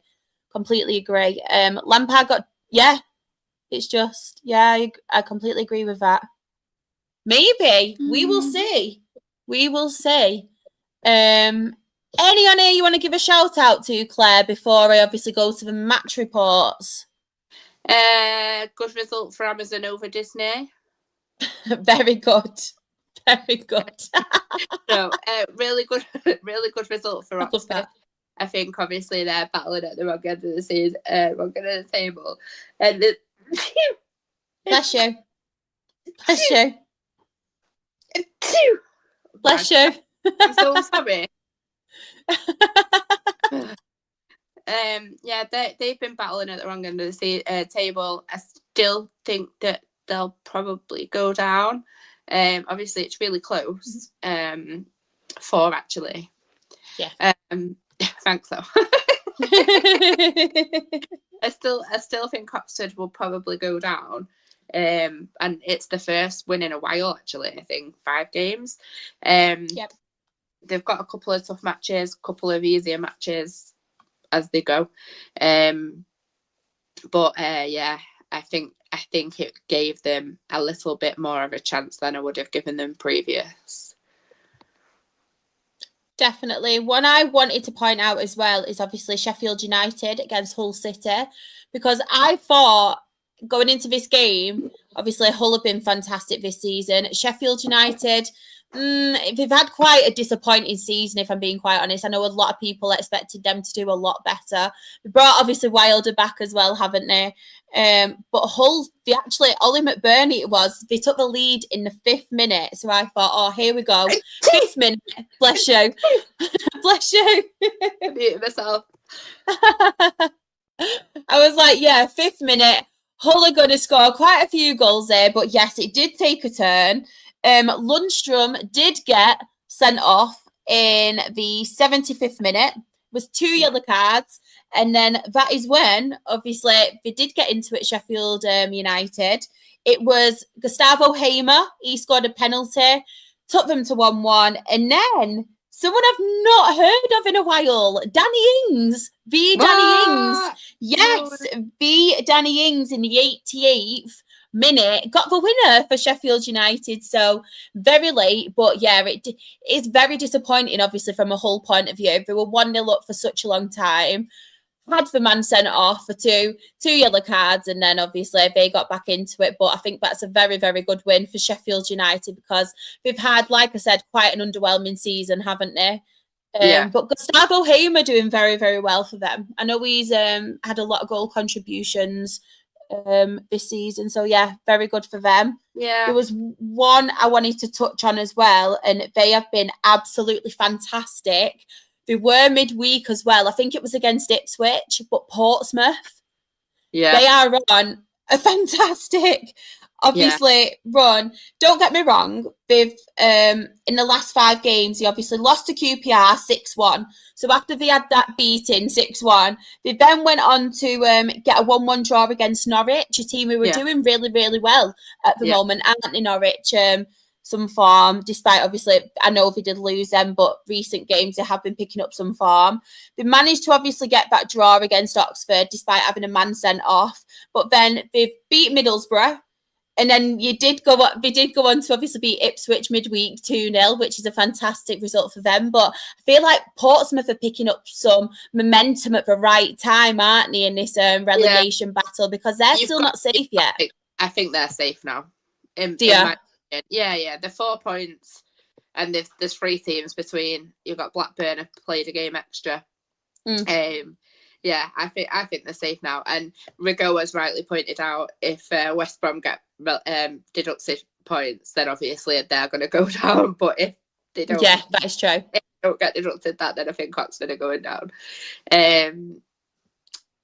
Yeah, you're right. Portsmouth have done really, really well the last few matches, and there's always a team that pulls away, isn't there, away from that relegation place where it looks like they can't. But yeah, I think they're safe now. I mean, maybe not mathematically, but I can't see them getting dragged back down.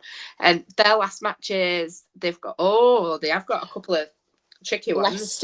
Leicester though. Yeah, Leicester on Saturday. That could relegate Leicester, I think. If Portsmouth win. Coventry they've got on Tuesday, and then Stoke Saturday next week, and then Birmingham home last day.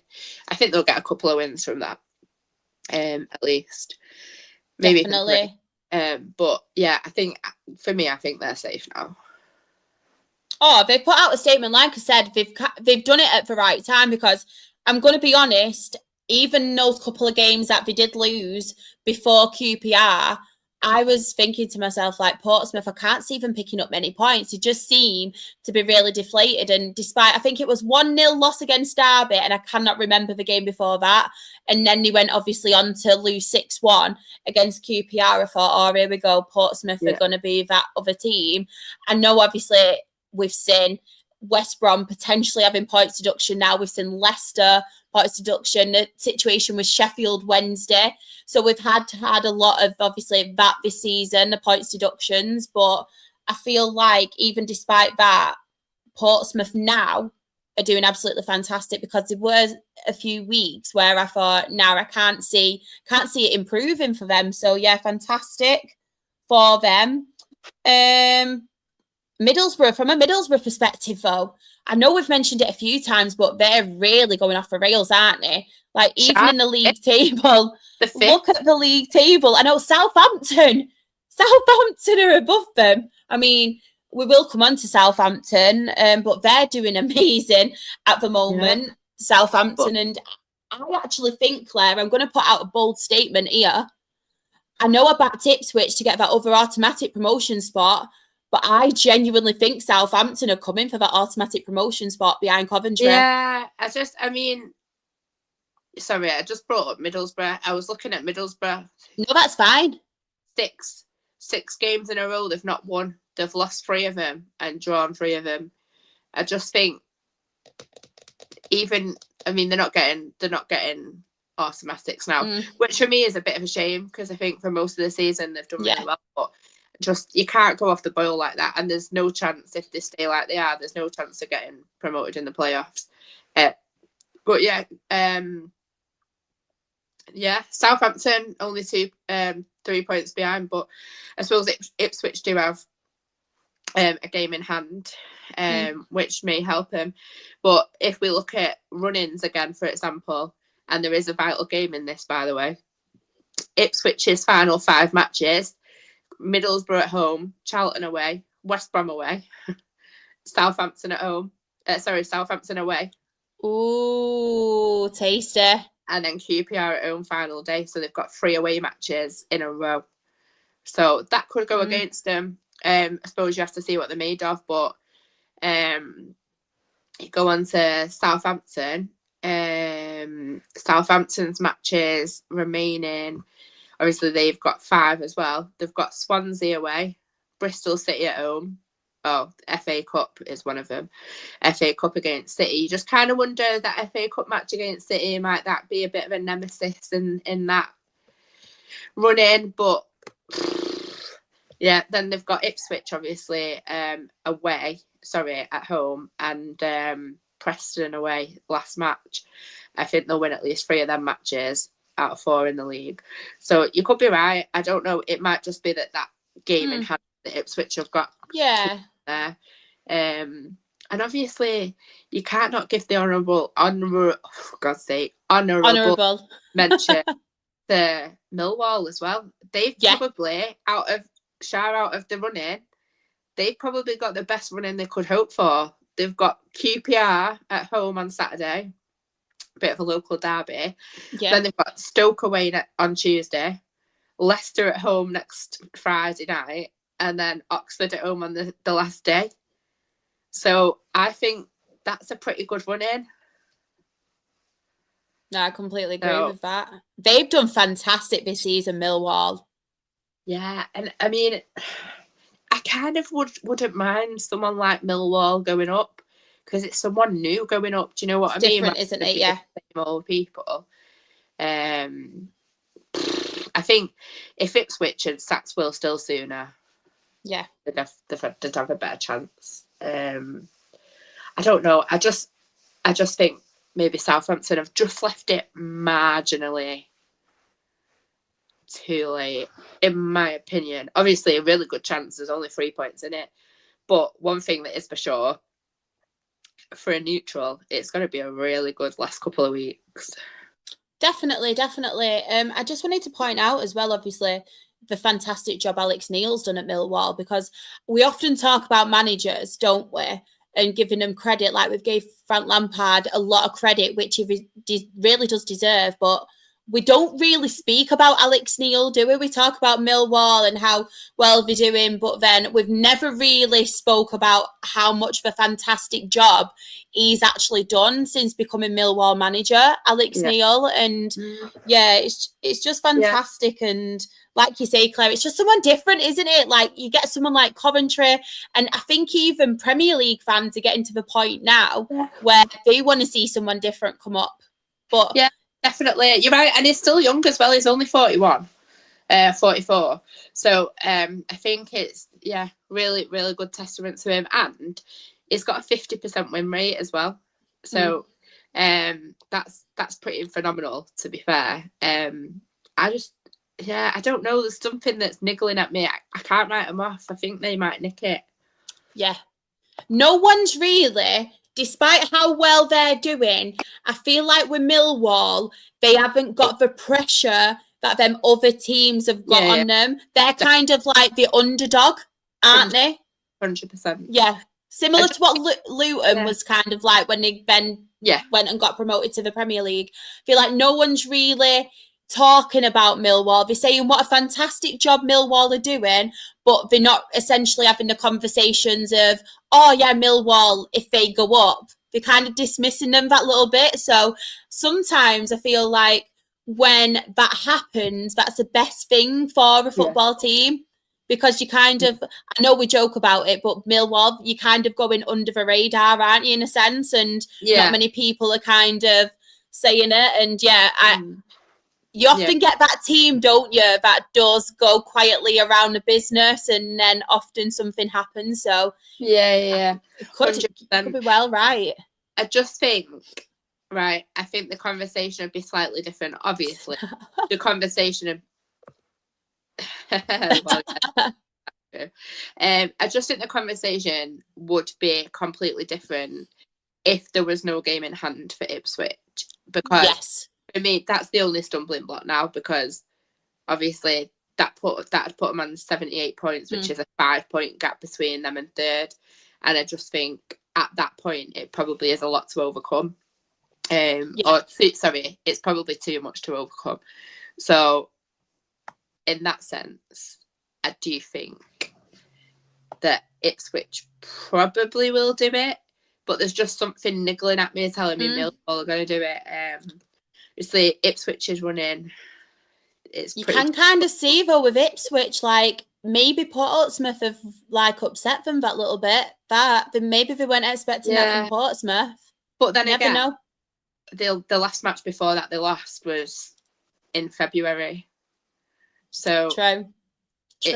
it's quite a big gap. But then again, and if you go back 1, 2, 3, 4, 5, 6, 7, go back 7 matches, they've only won 3. They've drawn 3 and lost 1. So maybe they're falling out of a bit of form as well. Although a couple of good results, and obviously a derby win's always big. But do you think maybe they put too much pressure on that derby game, and that's what lost them on Tuesday night? Possibly, yeah. Because that's one of the biggest derbies, isn't it? 100% agree. One thing for Joker, it's going to be absolutely juicy. Do you know what? I'm so looking forward to. I feel like in most of the leagues now, I know some things are done, but in most of the leagues now, whether it's relegation, playoffs, thing is, I feel like the Premier League, you've kind of got that with Arsenal. Will they bottle it? Will they not bottle it? Kind of thing. You've obviously got the relegation battle. You've got Spurs in there. Then in the Championship, we've obviously got the playoffs. Relegation, I'm not really sure. I think it all depends on those points deductions as well, whether they'll come into place. Then obviously we were talking about League One. It's more so the playoffs and the automatic promotions, because relegation, even though it's not mathematically done, you can see those teams, can't you, who we're thinking will go down more than likely. In obviously League Two, it's very interesting at the top and the bottom. And then you've got non-league, like your National League, your North and your South. It's like National League South. On Monday, we were talking about it, and it's similar to last season where on the last day, potentially 4 teams can win it, and even playoffs aren't decided yet. Like, there's only Worthing who have been guaranteed a playoff spot at the moment. So every single league, all the way from the top right near to right down to non-league, is so interesting. So I'm so excited, so excited for obviously it. But I'm going to read out some match reports before I go off on a tangent anyway. So we do have obviously Charlton 1, Preston North End. So we will get it from the Preston North End point of view first. We have Ricky, and he has put Charlton scored early, but Preston North End equalised soon after, and then got a winner in the second half, a fully deserved win that confirms safety. Very good, obviously, from a Preston point of view. Do I have a match report, Graham?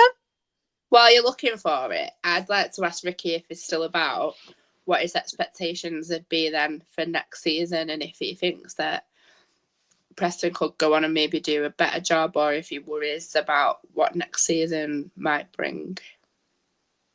Definitely. I can't see a match report from Graham.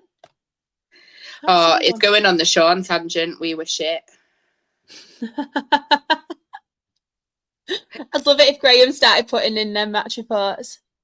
Oh, we've got as well, Neil has put Wrexham's new documentary is going to be interesting. Just while we're on, I will come back to, obviously, if Ricky does get back to you, Claire, while we're on Wrexham, Aled did send, obviously, his match report. So he has put, the Saints result confirmed to me we won't get playoffs, and from then I haven't been expecting it. I didn't attend the Brum game, but going by fans that when it seems we were really bad on the day, but Birmingham weren't that much better. They were just more clinical with their chances. Yeah, I mean, I think you've probably overachieved in your first season in that league, Aled. I know you've said previously you didn't expect Wrexham to be all the way up there. So I'm not saying it in an awful way, but I do think you've really overachieved, and I just think that maybe you're running out of a little bit of steam. But it's been some bloody brilliant season back in the Championship after such a long time. And obviously we all know that Wrexham are just going to keep on progressing anyway. So obviously it's been enjoyable. You said that you kind of wanted to not be in a relegation battle, if I remember correctly, at the beginning of the season. So, you've far outweighed that. So, yeah, hope you've enjoyed it. And yeah, I'm sure it'll be a good pre-season. Definitely. Just going back to obviously rewind a little bit. back to the Charlton point of view from the Preston game, because Graham has kindly sent me his match report. So he has put Preston North End at home. Bear with me a minute. My laptop's just decided to have a little bit of a hissy fit. It's like me. Started really well, scored early and could have had more. But as is the case all season, our inability to score more than once cost us again. Haven't scored more than one goal since January. I know. Oh, their second goal came from us losing the ball on the edge of their box, and 10 seconds later, we're picking the ball out of our own net. Massive game on Saturday. Squeaky bum time. I didn't realise that. That's not squeaky bum time. You're 5 points above and you've got like 5 teams in the way. Like, absolutely not squeaky bum time. Get a grip of yourself. There you go, Graham. That's one for the quote book. Please send me that exact voice note on the day. If we win on Saturday and it goes to the last game of the season, that title race, please send me that exact voice note, but say it's not squeaky bum time, blah to try and get my head straight, because I'll be like, yes, Claire. Yes, Claire. Yeah, mate. I agree with what Aled said there about season expectations. Just in Poland, do you know what? I feel like Spain's the dumb thing nowadays. I want us to have a pre-season tour somewhere other than Spain. That Poland's amazing. Go to Poland. Tell them. Put a request in, Claire. Or go to Germany so we can see Jade. I'll come with you. Oh, yeah. Mark Strat is just purchasing a team in Hungary, so that'd make more sense to me. Oh, I love that. It's hit back. We're Charlton, Claire. We're about to lose to a team that hasn't won in forever. May I refer to my previous answer? Guess a grip. Love it. I just wanted to add as well, obviously I haven't done a graphic for it, but there were some games on Tuesday. So Portsmouth did win 2-0 against Ipswich, and Southampton beat Blackburn 3-0. I mean, as we mentioned, Southampton at the moment, they are doing an excellent job. Through to, obviously, they have a trip to Wembley, through to the semi-final against Manchester City. We saw obviously what they could do against Arsenal. Why do I always go to put a H? Arsenal. I don't know, because you don't see it in other things. And that's what I mean. Or just in words I shouldn't put it in. I say H's. In words I should try and be posh and say it. I don't. So funny. Funny. What just is like this accent? She calls it, she always says, I want my unicorn. I love that. I might start doing that as well. Unicorn. It sounds better, unicorn. Yeah, it does, doesn't it? It does. I think we should get that changed. We should do it in our we should make a dictionary, me and you, Claire. Imagine your dictionary. Just crazy frog noises. I love it. But yeah, Southampton obviously doing absolutely fantastic, which we have spoke about. I am going to go onto the league table now. Oh, my head just got a whole lot bigger and closer to the camera. But we do have Coventry City. They are top of the Championship on 85 points, and they do have a playoff position, but they only need 1 point to obviously secure promotion to the Premier League. And then I think people said about, obviously, if the result goes their way, they could win the Championship as well on the Sunday. Is that right, Maya? Yeah. I'm sure it is. Second, obviously, we do have Ipswich on 75 points. Millwall, I always want to go Millwall. Millwall. They are third on 73 points. Southampton are fourth on 72 points. Middlesbrough are fifth on 72 points. Hull, yes, I pronounce my H. Hull City are sixth with that last playoff spot at the moment on 68 points. And in the relegation zone, 22nd, we have Oxford United on 44 points. Leicester City are 23rd on 31 points. And Sheffield Wednesday are bottom of the Championship on -4 points. But as we did mention, if anybody has just tuned in, there is a possible points deduction for West Brom, so anything can happen in this relegation battle in the Championship. But Claire, it goes to 2 now. It didn't have 2 on us, and it's now gone to 2. How many times did I want this screen? But it's never mind. Better, to be fair. I mean, you look better, but it's better. No, I don't. You see me double chin now. But Claire, thank you so much for talking football. I mean, I don't want to point it out, but when it was just me and you, the viewers went up a bit. So clearly we're getting something right. I've actually really enjoyed our conversation tonight. I feel like it's been a really, really good, deep conversation. I know. I feel like I said, I feel like the others are letting us down. Yeah. At this point. I'll put it in the chat. Yeah, definitely put it in the chat that they're letting us down. All right. But where can everybody find you? Because I know you are taking a break off Twitter at the moment, aren't you? Yeah, again. Not really anywhere, to be fair. Just on the podcast. So catch me on Facebook. Don't put your address out. Or at Stockport County. Yeah. Catch me at Stockport County on Tuesday, Saturday. If anybody wants to follow me, I am SharXRAFC. That is on Twitter, TikTok, Instagram. My channel as well. I promise I will be doing some football content very soon. I've just been so busy with everything else, but I will get round to it so soon. It is Ball and All with Shar if anybody does want to subscribe. And as always as well, if you're not already subscribing to the Absolute Football Podcast, please do. If you like the stream, as I mentioned, subscribe and turn on that bell notification, because then you don't miss anything. Because I'm not thinking of it to the boss. Podcast is we're the greatest one. We have 4 shows, 4 live shows a week. So on a Monday, we are in collaboration with the fantastic guys from NL Fulltime, talking all things non-league football.